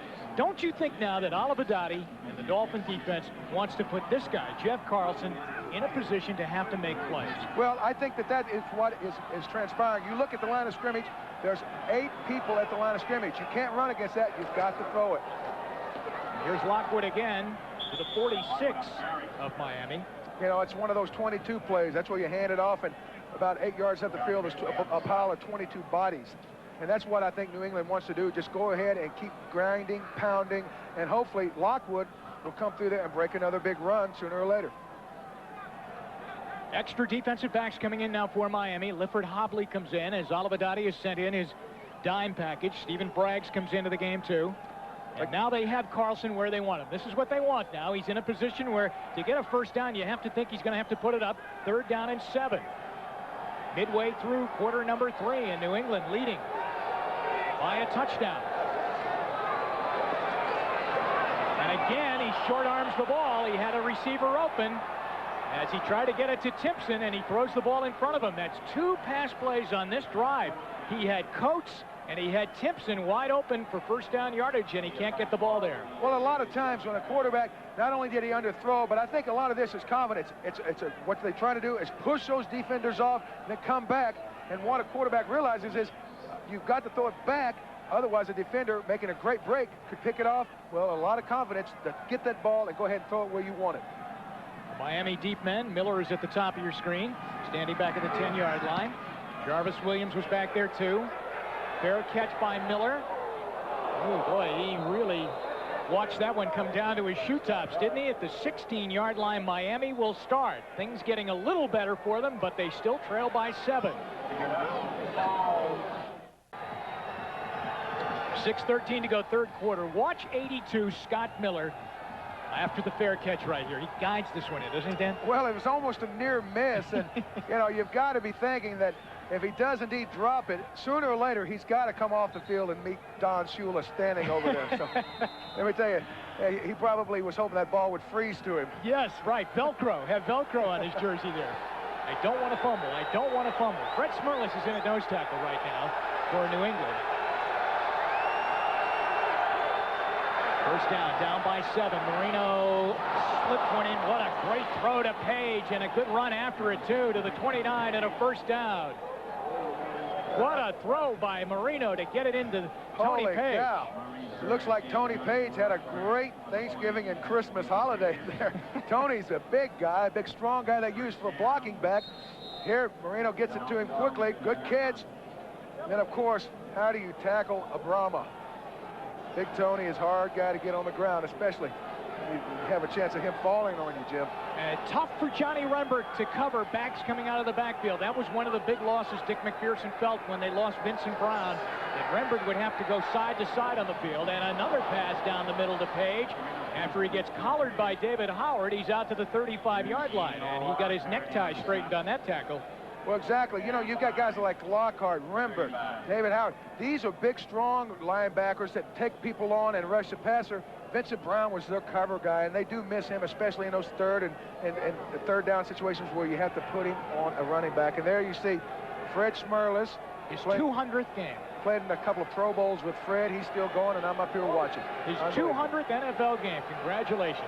Former Boston College star. Bobby Humphrey on second down. First down, Bobby Humphrey. Out to the 43, and you get the feeling that Miami is starting to get on a roll for the first time today. Again, Dan Marino throwing the ball on first down and then coming back running afterwards. Try to, you know, used to run to set up the pass. Now they can pass to set up the run. Here, Humphrey's doing a great job just ripping through those arm tackles, making some good yards. Dick McPherson, first game back on the sideline since November 1st. He battled a bad intestinal illness, but he's back on the sideline today, and I think his team has really enjoyed having him back. They have played awfully hard for him today, but they are starting to hang on a bit because Marino's Dolphins are moving the ball up near midfield now, and the catch by Bobby Humphrey. Again, coming back with a first down pass to soften the defense up. Now I think you can watch for Dan Marino to go ahead and get that ground game going again. Here you see Marino. Great vision is one thing that Dan Marino has always had. You see him scanning constantly. Like a computer chip back there in his head. He's looking for the open guy. They're covered. Go to the sure thing across the middle short. Now they're at midfield. Second down and 3. 3:47 to go. We're late in the third quarter, and Miami trails 13-6. Humphrey with Page out in front. Will not get the first down. He's to the 50, and that's it. Tippett is over there. Howard is there. So was Lockhart. And a late flag goes down now after there was some extracurricular stuff after the play, and it's going against New England. And there it is again. What a bad penalty after a good defensive play. It looks like David Howard, number 99, got into a scrap with the right tackle, number 65, Jeff Dellenbach. Now, again, You can't do anything. You know, it takes a lot to get the fire burning. You don't want to throw any water on it to put it out, and that's what they're doing with these personal fouls. Here's the call. Personal foul, unnecessary roughness. Number 99 knees the player in the back, 15 yards, first down. A knee to the back, 15 yards, first down for Miami. David Howard, what are you thinking about? Well, he's played great today. He's been everywhere making plays, but what you don't want to do is get caught in some little skirmish like that and put your team behind the 8 ball again. Here, you see him making a pretty good play, and then at the last second, Andre Tippett throws Dellenbach on top of him. He just gets into a fight. Humphrey, no, it's Marino on the fake, and the throwback to Humphrey, but look at the play right there by the man who just committed that bad penalty on the play previous. David Howard. He was the only red shirt there. Well, he didn't throw any more water. It was gasoline that time. He got him going again. And that's the thing. You know, you look for your guys that are on defense to be leaders and make big plays. You don't want to give them anything easy. You know, the rules are in such a manner that they give the offense every advantage. You don't want to give them anything cheap by a late flag. There, David Howard comes back and responds big with a big play on the screen. They had Harry Galbraith out there playing Howard. He got away from him and made the play. If he doesn't make the play, then there's 4 Dolphins out in front. A convoy. Yeah, of that play, and he's got the sideline. It is now 2nd down and 9 for Marino. And he's got an awful lot of time. Keith Jackson, can he hang on? No. Gordon over there battling with him for the ball, and it's out of bounds anyway at the 20-yard line, incomplete. Well, Gordon did a great job battling Jackson for the ball. Now, Keith's a big guy. You stand next to him, you think he's a defensive end, like 6'4", 245, 250. And here, Jackson has those rubber diving gloves on, those scuba gloves. It looks like they bounced a little bit. At first, he wasn't able to go ahead and snatch it back. Another view, you'll see the ball come off his hands a little bit. Never able to gain control. Gordon doing a good job tying him up, keeping him from bringing it in. Now, that's not a new pair of gloves for him. He told us yesterday that he always wears those, so he is used to playing with those. Big play again now, 3rd down and 9. Big rush by the Patriots. Almost intercepted. They threw it right into the lap of Maurice Hurst, and he couldn't hang on. It's 4th down. You got to think Dan Marino is saying, hey, what is going on here? I can't find the guys when I need them, and then when I do find them, I can't get the ball to them. Marino, he's watching on the right side, checking the safeties. He says, all right, rotation right, I'm going left. There, just, you know, what else can you say it except just a bad throw by Dan Marino? One of the very few you'll ever see. And Dan, he knows, oh, no. Reggie Roby is in to punt, standing back at the 50-yard line. Walter Stanley is back deep, calls for a fair catch, and he makes it at the 9-yard line, and that's where the Patriots will begin. Still, Miami is having problems scoring points with 2:03 to go in the quarter. 2:03 to go, 3rd quarter. Don Shula needing a victory today to keep hopes alive for a home playoff game, but more importantly, an AFC Eastern Division championship. If they do not win this game against the Patriots today, they have no chance for an AFC Eastern Division title. So it wouldn't matter what Buffalo did tonight against Houston. They have the Patriots pinned in inside their own 10 at the 9-yard line. It is 13-6 New England. Miami's been held at 2 field goals. Marv Cook goes in motion. Jeff Carlson gives it off to Lockwood, and he is hit right away. Brian Cox, nice play. Got him at the 10 and brought him down. The Super Bowl, and it all begins next week with the wild card game. 2nd down. Lockwood to the 17. Tackle made by Hollier, the linebacker, and Larry Webster. Well, I don't think it'll be very long before we see Jeff Carlson raise up and try to hit somebody downfield, because right now, Tom Olivadotti has got 8 and 9 people at the line of scrimmage. It's not that the line isn't blocking. They just don't have enough bodies to block everybody. And that's when you need to have confidence in the quarterback, raise up and throw it downfield. And these guys, they got a lot of confidence in their fortitude. You know what's important there, though? The brains. They're all wearing hats. Well, I'm proud to see that. 3rd down and 3. Carlson setting up. Better get out of there. throwing for Fryer, and he overshoots him, and Lewis Oliver was in the vicinity and could have gotten over there a little bit quicker and made an interception. But Carlson again forced to throw the ball, and for the last 3 times, he has not been good throwing. Well, you'll see the Dolphins up there banging on the receivers at the line of scrimmage. If they can just disrupt the timing just a split second, they feel like the rush can go ahead and pressure him. Exactly what happened. Now the New England offense is shut down. Fryer, Irving Fears, the receivers coach, and Jeff Carlson trying to get in sync on the Patriots sideline as they go 3 and out here with McCarthy punting now from his 1.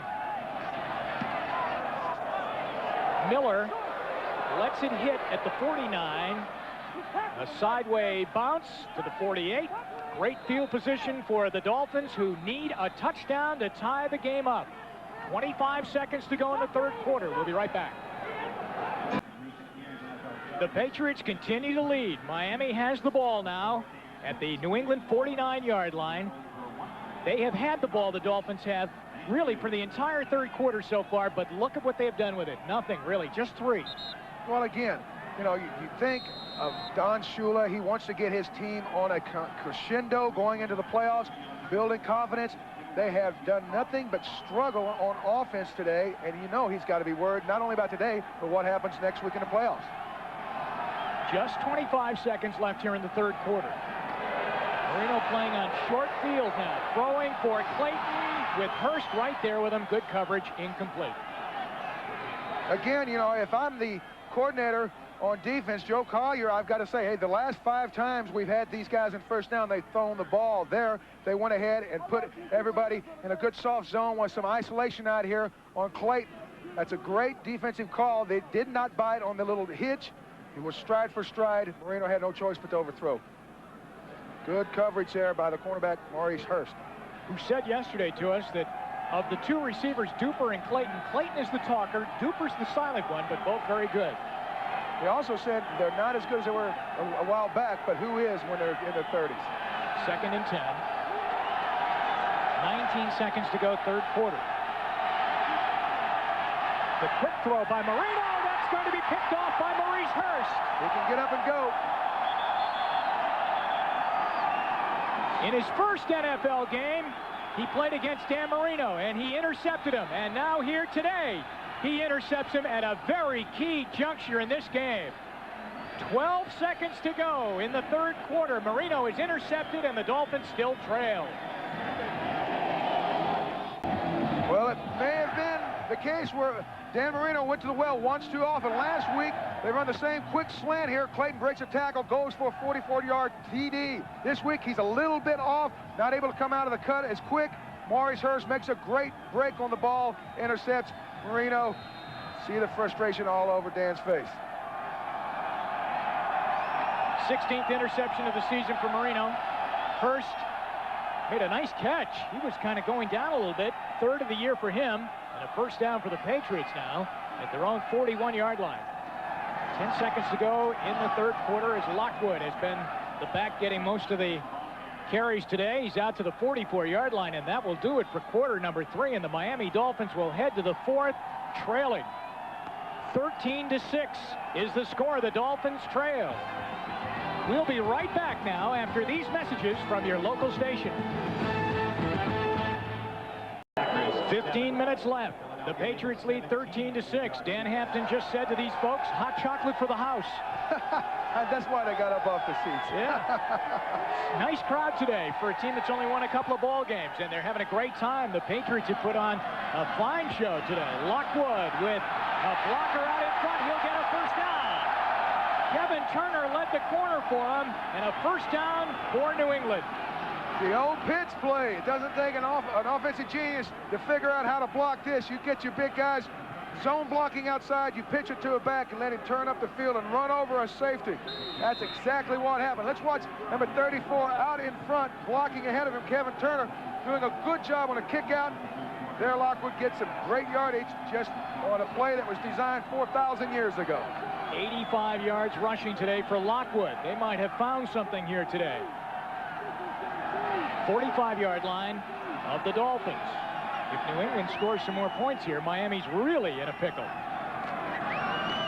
Go back to Lockwood again. You see, not only is he being effective running the ball and getting some yardage each time, but now he's working on the clock a little bit too. And I think you can see the offensive line gain confidence with every carry. You know, this offensive line has been maligned by the media, by the press, because by the time they were ready to go, they had some injuries, some people moving around. They've lost Armstrong, their left tackle, a Pro Bowler. They had to move Harlow from the right side over. Then Eugene Chung, a rookie, had to start it. I mean, they've had all kinds of changes in the lineup, and now they are actually playing real good football, and now all the quarterbacks are beat up. So it's just been a misfortunate year, but it's great to see the guys play so well at the end of the season. Second down. Lockwood gives it back. This is McMurtry. Tripped up. Nice tackle by Brian Cox. But a fun play to watch. You know, a reverse is a great play when you've got a good track, but when it takes so long to come back around, and you've got to have good footing. There, McMurtry probably would have had a great gain, but it takes him so long to turn the corner here. You'll see him start gathering. Cox is blocked, but he can't make a sharp enough cut to get back, so that's why you have to worry about the conditions when you call those type of plays. Here, Cox staying at home. And that's what a great football player is supposed to do. Do your job first. Don't worry about everybody else. And when you get yours done, go find them and help them and be in a bad mood when you get there. Third down now, 3rd and 6. They put Carlson in a position where he must throw. He wants to get out of there. And he is going to dive and be very close to a first down. Hollier got him down by the ankles, and Carlson dove forward. But that spot where they have the ball right now, they are short of a first down. It is 4th down. Crowd wants them to go for it. I do not see a punter coming in yet. I think McPherson said, hey, there's nothing left in the bag. We're going to lay it all out here. It's the 4th quarter. We're leading the Miami Dolphins, trying to knock those guys around a little bit. Hey, I'm going to give it to my guys and let them try to make the first down and gain some pride and maybe build for next year off this one series. So Coach Mack, and he would make the decision on this play. He told us yesterday, 4th down, I'll be making the call. And I think he has made the call to go for it. And now his quarterback has made the call to call a timeout. And he says, what's the matter? What's the matter? What are you coming over here for? You know, I don't know if they got the most fortunate spot of the day for Jeff Carlson, the quarterback, as he scrambled there. It looks like he was well across the line. I'm not sure. Well, they'll talk it over on the sideline. And Carlson, and that's the backup quarterback, Lee Saltz, they need about a yard. Even probably just about a half yard, actually, as they spot it at the 35-yard line. They have to get right inside the 35. They are playing for pride today. It's not very far at all. The length of a popsicle. Which is not hard to find here today. You wouldn't melt. Tom Olivadotti. You know, sunglasses on. That's the defensive coordinator of the Dolphins. He needs a big play. They are, you know, just about 3 minutes into quarter number 4, and time's starting to get thin on them as they're down by 7. Well, again, you've got to think that the Miami Dolphins are shocked, virtually shocked, because they are behind. They had every indication of coming in here that they'd have a team lay down. They're fighting for their lives. Turner and Gash are the backs. Carlson keeps it, lunges up over the pack, and the crowd thinks he has the first down. Dan Hampton thinks he has the first down. The PA announcer just gave him a first down, but I haven't seen the referee. Now, there's the first down. Again, the Miami Dolphins are a small, active group, mainly fueled by the play of their linebackers. They don't have those big meat men in the middle. That was a smart call to go for the sneak. Here you'll see Chuck Kleinbell right in the middle. He's not that big. He's only about 260. Pretty good surge by the middle there, starting with the center, Chilton, the 2 guards, Larry Williams and Cal Stevens, did a good job just knocking them back off the ball. So it's a first down. We're at 11:38 remaining in regulation time. The Patriots lead by 7. They're in Miami territory and deep, and it's Lockwood, and he fumbles. Loose ball. Popped up in the air.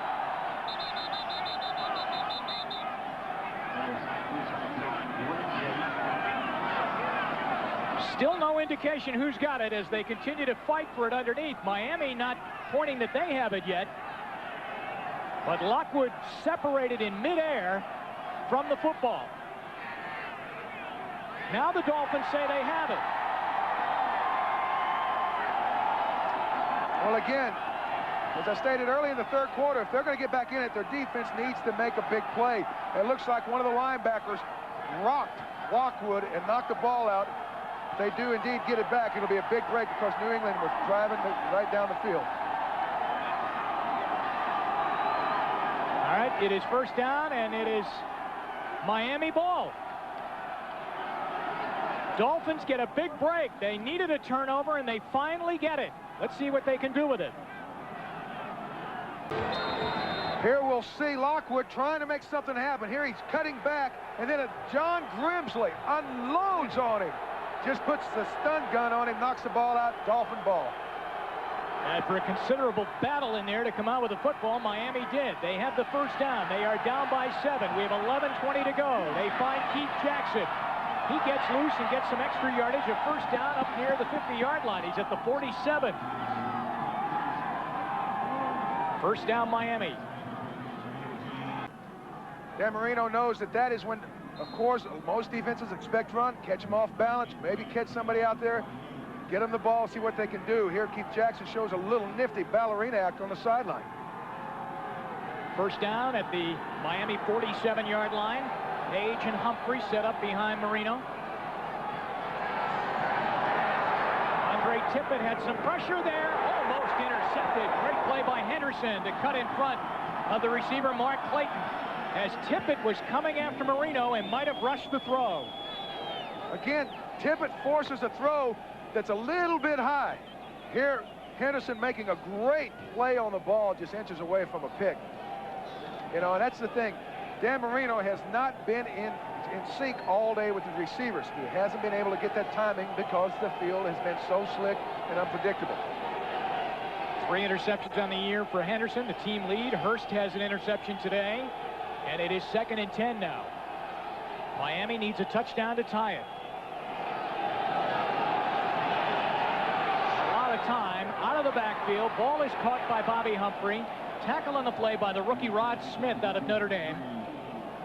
And they are in New England territory now at the Patriot 48-yard line, but they'll have third down and about 6. Rod Smith lined up at the top of the picture there in a strong safety position, just locked up on Humphrey, taking away the big game, making a sure tackle. A Miami win today guarantees them a home playoff game. In most scenarios, even if they lose, they could end up with a home playoff game. But a Miami loss today, things become a little bit in question, but they definitely could not win the division title. 3rd and 6.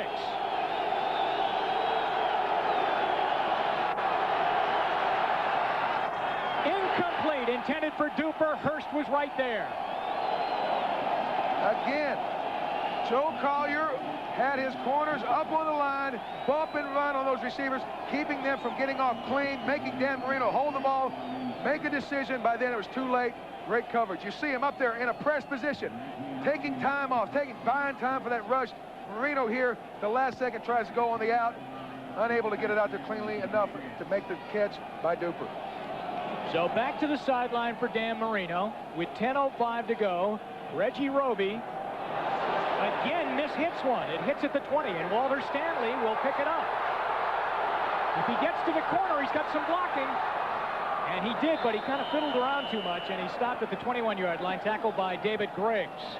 Roby had a 1-yard punt today, and now a 33-yard punt. Patriots ball when we come back. All right, he looks like a caged animal on the sideline, Don Shula. They are losing with 9:52 to go. Now, how does it figure into the playoff equation? A Miami win plus a Buffalo loss, they win the AFC East. If Buffalo and Pittsburgh loses, home field advantage all the way through.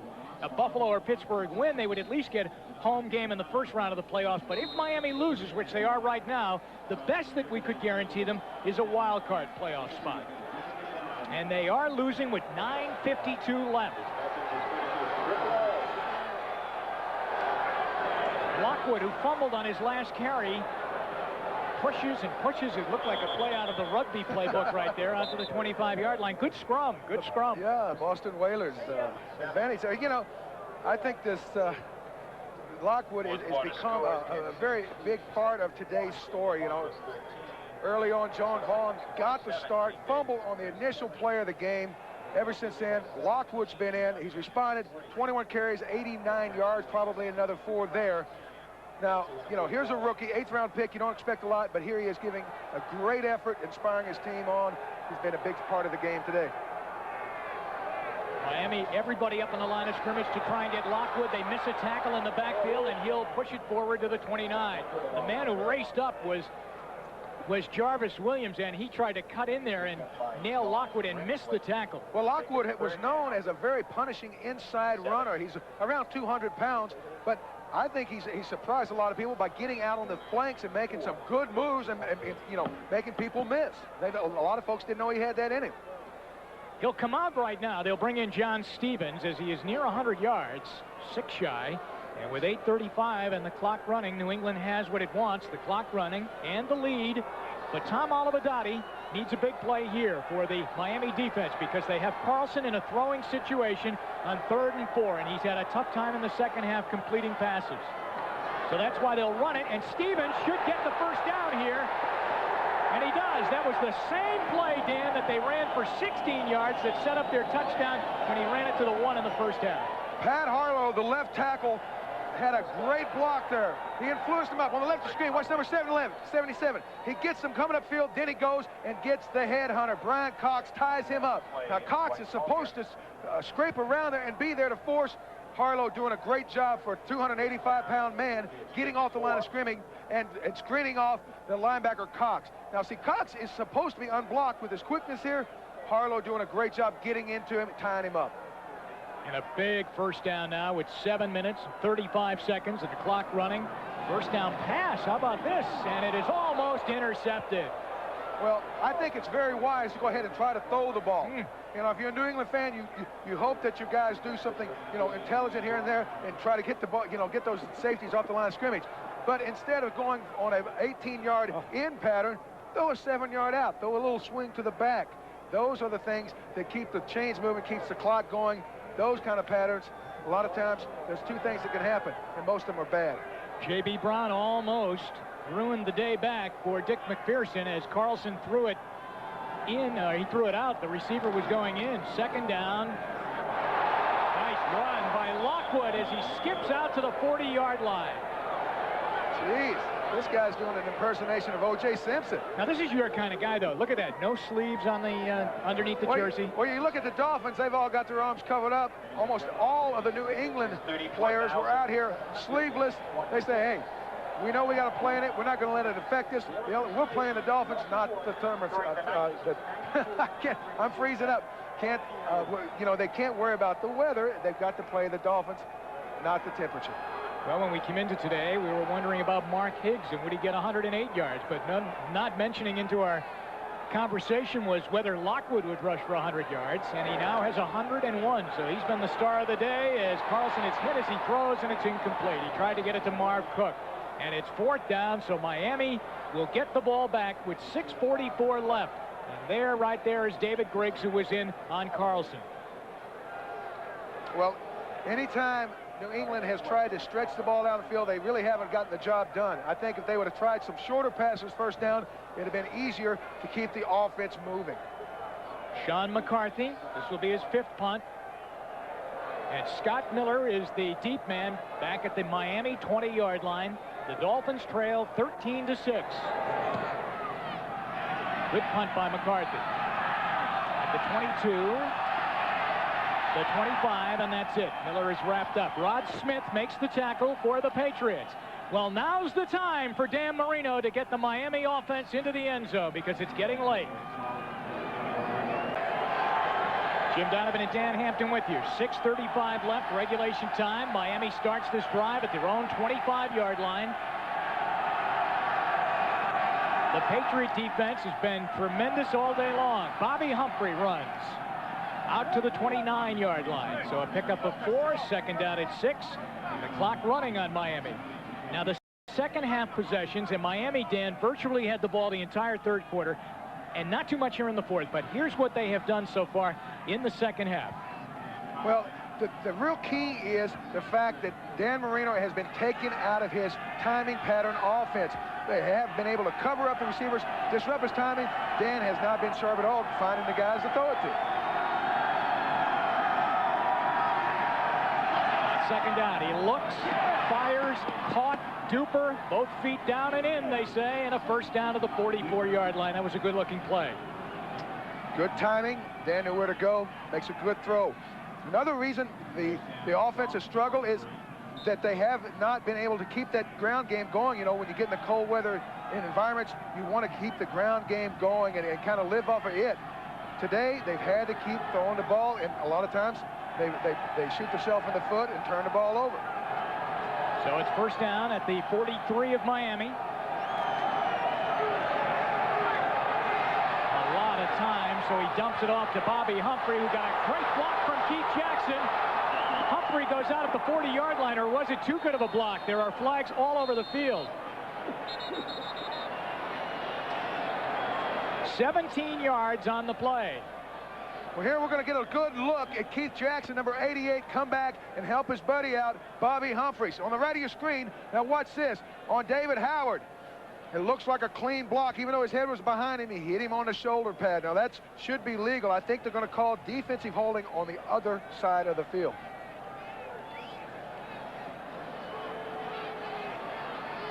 Looks to be what it is.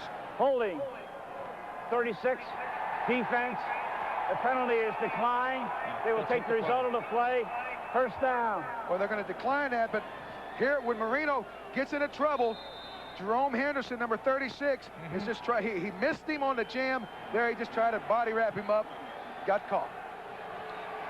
Dolphins right there now at the New England 40-yard line and a first down. Bobby Humphrey, Johnny Rembert, and Henderson get him at the 39-yard line.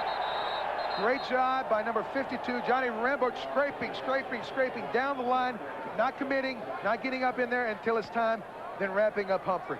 Dan, this almost has to be the drive now for Miami. We're under 5 minutes. This has got to be the one. Well, again, I think that when Marino has time and he goes and the receivers run the crisp patterns, he's been able to operate. But now they're getting down into the slick end of the field. Receivers won't be able to make those crisp cuts. It's going to affect Dan's timing. Second down and 8. He's in the shotgun. He's been in it a lot today.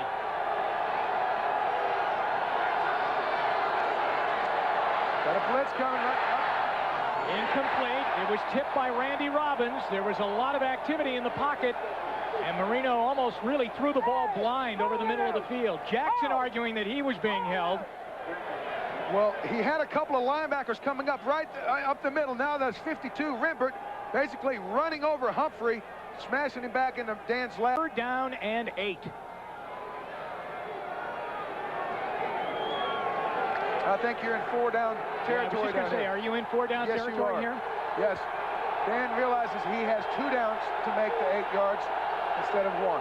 4 wide receivers with Jackson as a wide receiver. On 3rd and 8, a corner blitz. Great catch by Martin. First down Miami at the 27-yard line. They had Rod Smith coming on a corner blitz. Marino got the ball off to Martin for a first down. Looks like the center, Ulanake, gets outside. We will look at that in a minute. This is just a simple square-out pattern. Marino, like I said, when he has time, the receivers can run the proper pattern. He gets it to them. The ball is at the 27-yard line. 4 minutes and 22 seconds left. Miami driving for what could be the tying score. They trail 13-6. It's a run to Bobby Humphrey. And it's a good run up near the 20-yard line. Henderson and Agnew tackle. He'll be 3 yards shy of a first down on second down and 3. Well, now you're looking at that New England front. They're starting to get wore down. Miami's had the ball almost the entire second half. They're running that long trap play, turning it up there, letting a big back like Bobby Humphrey rip through those arm tackles. It's worked pretty well a couple of times. I think we're going to see it an awful lot the rest of the game. Miami has all of their timeouts left. They trail by 7, second and 3 at the 20. A draw play. Bobby Humphrey, first down to the 15, 10, 5, 2. First and goal, Dolphins. 18-yard run by Humphrey. Again, the front seven of the Patriots has been ground down, they're wore down. Now watch how many arm tackles. They're getting tied up. They're not getting off their blocks. Now here, guys not ramping up with those arms. Humphrey just keep churning, bringing it on down close to pay dirt. First and goal, Miami at the 1-yard line. 3:02 to go.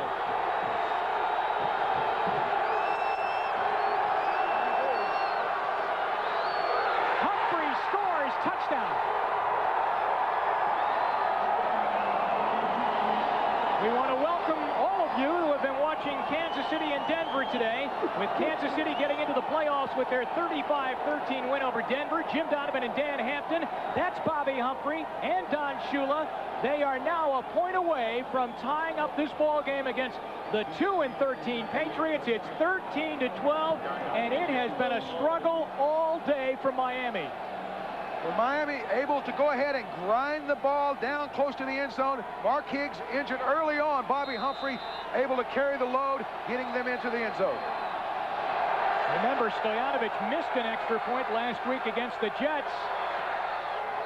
But not today. This ball game is tied with 2:53 left in regulation time. 13-13.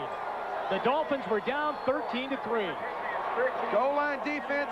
Who's the biggest fight? Who has the biggest fight in the dog? Here they run the isolation pattern. There, Tony Pace does a great job head-to-head blocking on number 52, Johnny Rimberg. Again, offensive line just try to cut the defensive line down, create a gap, then send that lead blocker in there to take the linebacker out. Humphrey able to fall in for the touch. Watch number 52 in the center of your screen. Take on Tony Page. Now, Page is a load. You see him stand up, Rimbert, but able to create enough of a gap for Humphrey to squeeze through. Now, if you're wondering why is Bobby Humphrey in there and where's Mark Higgs? Well, the reason 44 is running the ball today is that early in this game, Higgs, who came into the game needing 108 yards, rushing to hit 1,000 for the year, sprained his knee and has not returned. And Humphrey has come in and done a great job filling in, topping it off with a good touchdown run there to tie this game at 13. Well, that's a great thing about having the depth of a Bobby Humphrey. They can do it all. Now, this is the play that set them up down close to the goal line. Here, it's just basically a sprint draw, get the defensive line engaged by the offensive line, and then let a big, talented back like Humphrey create his own run. They're running through a bunch of tackles, getting down close. So Don Shula is even now at 13 with the Patriots. It's taken pretty much the entire second half to get there. You got a field goal in the third quarter, the touchdown here in the fourth. The offense has stumbled all day long, but Marino finally got them in. And Stoyanovich to kick away with 2:53 left. The timeout situation. New England will have 2 when they get the ball back. Miami has all 3. That's Scott Lockwood, 40, John Vaughn, 24. Vaughn started the game at tailback, but on the first play of the game, fumbled the ball away, leading to a Miami field goal, and has since not returned to the lineup. Lockwood has over 100 yards rushing. Let's see how he returns kickoffs. To the 31. That's where New England begins. He's pretty good. That's Jeff Carlson ready to come in, making his 3rd career start, his 2nd start as a member of the Patriots. He's done a workmanlike job today. Now, the playoff scenario for you. The equation goes, if Miami wins, plus a Buffalo loss in Houston tonight, the Dolphins win the AFC East. If Buffalo and Pittsburgh lose with Miami winning, the Dolphins would be the best in the AFC and get home field throughout. If Buffalo or Pittsburgh win, the Dolphins assured at least of a home playoff game. But if Miami loses, the best they can be is guaranteed of a wild card berth. And now they're tied with New England. Lockwood to the 40 and near a first down.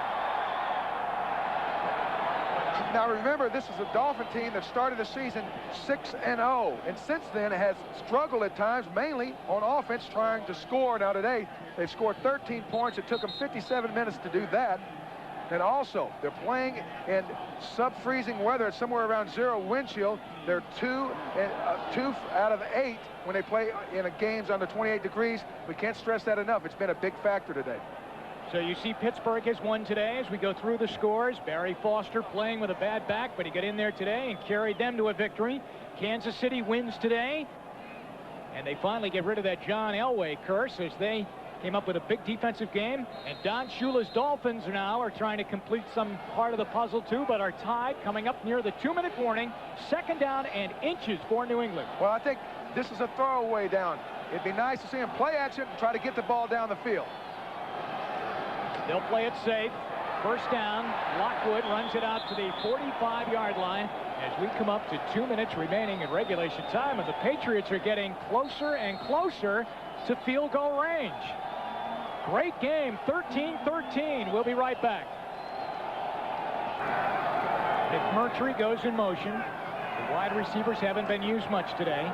Lockwood with a good block out in front there by Cal Stevens brings it out near the 49-yard line.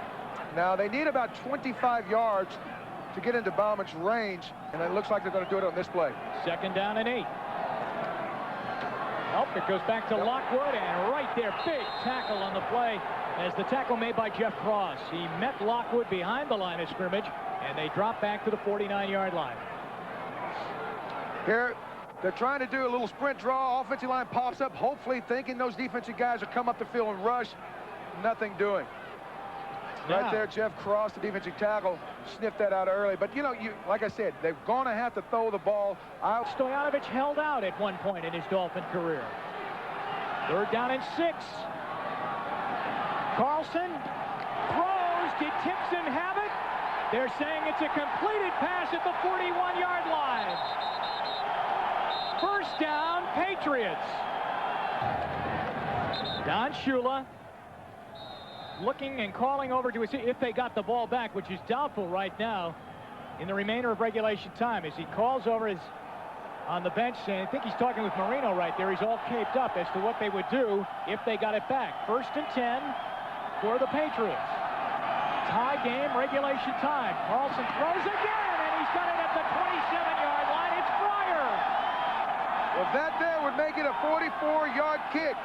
Bauman has kicked that already. But it's a tough wind he would be kicking into here in Foxborough. They're going to dunk it down on the ground as they spike it with 21 seconds left. And you know what? You have to wonder why he would have done that at that point. 2nd down and 10. He's going to throw again. Looking. McMurtry cannot pull it down inside the 10-yard line at the 6. With 16 seconds left, it will be 3rd down and 10 for Carlson. Gutty call, gutty throw. Carlson hung the ball up in a great spot, hoping McMurtry could go up and get it, but a pretty good defensive play there. Boy, here's a guy that has been running the ball all day, but he's come out here and he's been throwing it. Well, you know, late in the game, he's going right at the rookie Troy Vincent there. Vincent doing a great job mirroring McMurtry, but not committed. Could be Bauman's chance real soon as he gets warmed up. Cook goes in motion to tight end. He'll throw again. Took a sack and takes them right out of field goal range at the 39-yard line with 10 seconds left. 12-yard loss at the worst possible time. Chuck Klingbeil finally gets to him. And again, indecision, unable to pull the trigger, retreats a little bit more. He can't believe it himself. You know what? It looks like he doesn't know what to do right now. 5 seconds left as they started the clock on him again. They reset everything and started the clock, and they lost 5 more seconds. Now you've got 4th down, and they are out of timeouts. So they just have to go down the field and shoot it into the end zone here and try and win it by touchdown and just throw it down by there and hope at least that they could get a pass interference penalty and set up for a field goal. Well, again, you know, he thought on the play before when he made that gutty throw out there on the sideline that, you know, I thought that would be the last time they try to stretch the field. Here he's trying to go very deep. Takes a long time to develop. Finally, the rush gets him and brings him down. So from where they snapped the ball just before that sack, seconds away from overtime. Well, obviously the Dolphins in a prevent defense. They got 3 guys across the 10 and 5-yard line area. They won't let anything get behind them. Carlson looking for Fryer. And it is knocked down in the end zone, and that is the end of regulation time. The Patriots and Dolphins are tied at 13, and for the first time today, we hear boos. They didn't like the way that situation was handled by the Patriot quarterback. Well, again, all day long, New England had put itself in pretty good position to win this game. Then there at the end, when they had the ball down inside where Bauman could have very easily had a great chance of making a 44-yarder to, you know, he's already kicked one that long this year, and they back themselves right back out, shoot themselves in the foot, and give Miami all the momentum.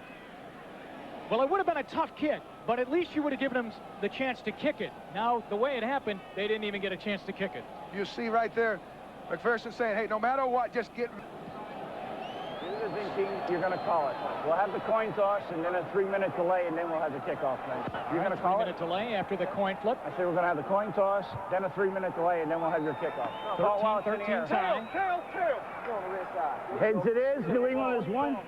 You want to receive? Patriot ball. You want to kick that way. They Okay. call tails, and the Patriots New England is one get to it as toss. it was heads. Elected to receive. All right, New England has the ball, and we will come back here to Foxborough.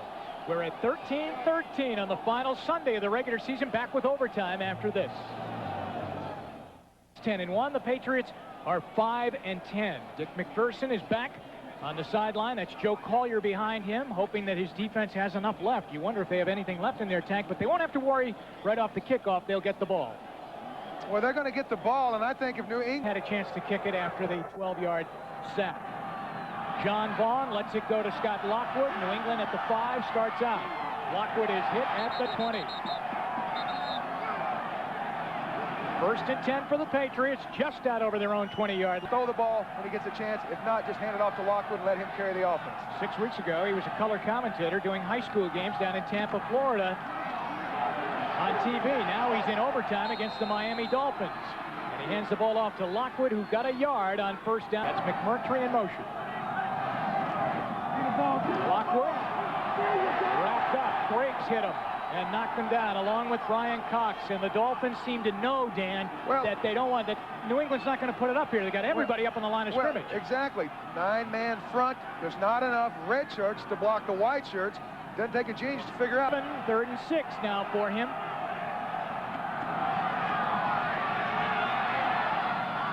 It's caught by Timpson, but not enough for the first down. As J.B. Brown was right on Timpson, and New England must punt, which you hate to do in overtime. 3 plays and out. Well, you got to give credit to the offensive line. They did a great job protecting him. Miller is back to handle McCarthy's punt. Not a great punt. It hits at the 40, but he got a good bounce, and then Miller decides to field it, which was very dangerous, and gets hit at the 34-yard line. Deion Lambert is down there along with Sam Gash on the coverage. It was a 39-yard punt, which was aided a great deal by a roll there. And now Dan Marino joins the huddle. And let's watch and see what he can do with this Dolphin offense. So we're in overtime, 12:35 left. Dolphins and Patriots, 13-13. Marino, Bobby Humphrey for the 46. First down, Dolphins. Well, again, I thought if New England had a chance to win this game in overtime, they would have to do it the first possession because their defense has been on the field all day. They're wore down, they're tired. A lot of times you'll see those guys, you know, they're going back to the huddle, hands on their hips. Marino at the controls is going to go ahead and throw the ball on first down and just keep moving the chains until they get in position to either score the touch or Stoyanovich kick the winning field goal. First down, Miami. Clayton racing in motion. Bobby Humphrey by the run into New England territory. Almost the type of hit there that you could have seen a fumble. Almost. The way that he turned, it looked as though he might lose the ball as Edwards made the hit on him. Well, that's really the only thing I think will win this game for New England is that they do get the ball back before Miami moves it down. There you see Edwards coming in at the last second, head right on the ball, almost knocking it loose. And again, temperatures around 0, wind chill. Great job by Humphrey holding on to that football. Well, Miami is definitely moving towards a potential game-winning field goal. Ball is at the 48-yard line, second down. Marino to Page. Rembert must bring him down because he had a lot of room, and he's to the Patriot 36-yard line, and another Dolphin first down. 10-yard pickup. and the momentum has completely shifted in this game. Well, if you're a New England fan, I think you had to realize that they had one shot. It was that last set of downs, and Carlson should have tried it if they don't. First down, Miami. Humphrey the run. Pushes forward inside the 35. Bradley down deep.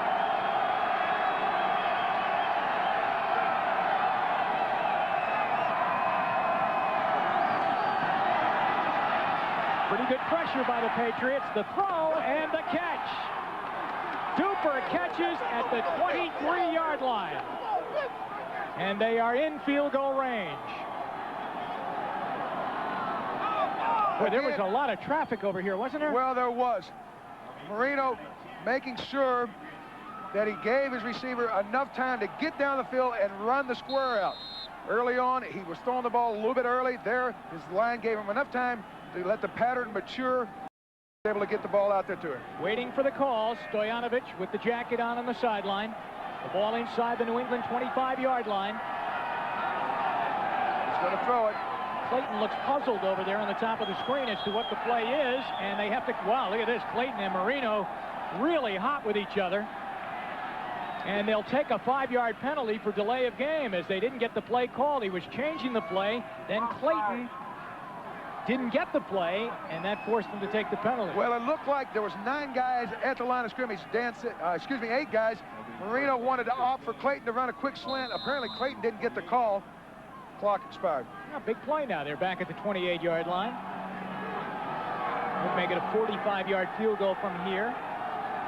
But it's first down and 15 with 9:09 to go in overtime.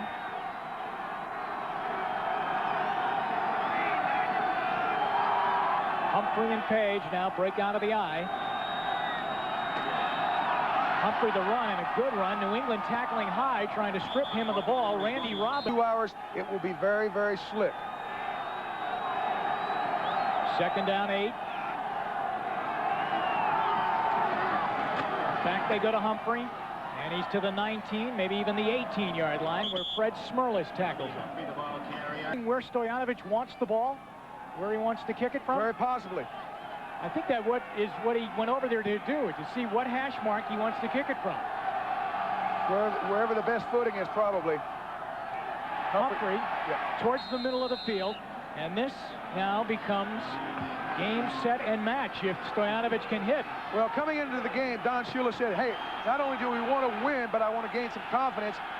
His team has struggled, has clawed, has fought their way back into this game.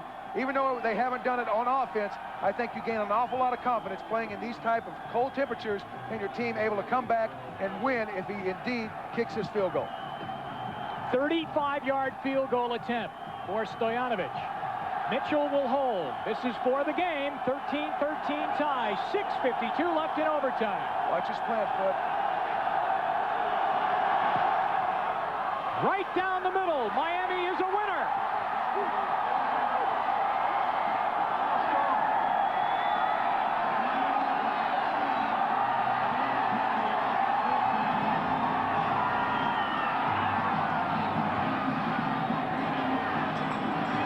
Down at 1 point, 13-3. They come back, and Don Shula gets his 300th regular season victory. Goes over and wishes Dick McPherson well. His team coming in with 2 wins. They played very well. This guarantees them a home field playoff game, and it still keeps them in the race for the AFC Eastern Division Championship, pending what happens between Buffalo and Houston tonight. Good comeback by Shula's Dolphins today because they had a tough afternoon, a long afternoon, but they win it on a 35-yard field goal down the middle by the man who's the most accurate in the NFL, Pete Stoyanovich. 16-13, the Dolphins win in overtime. They're home for the playoffs. For Dan Hampton, Jim Donovan, so long.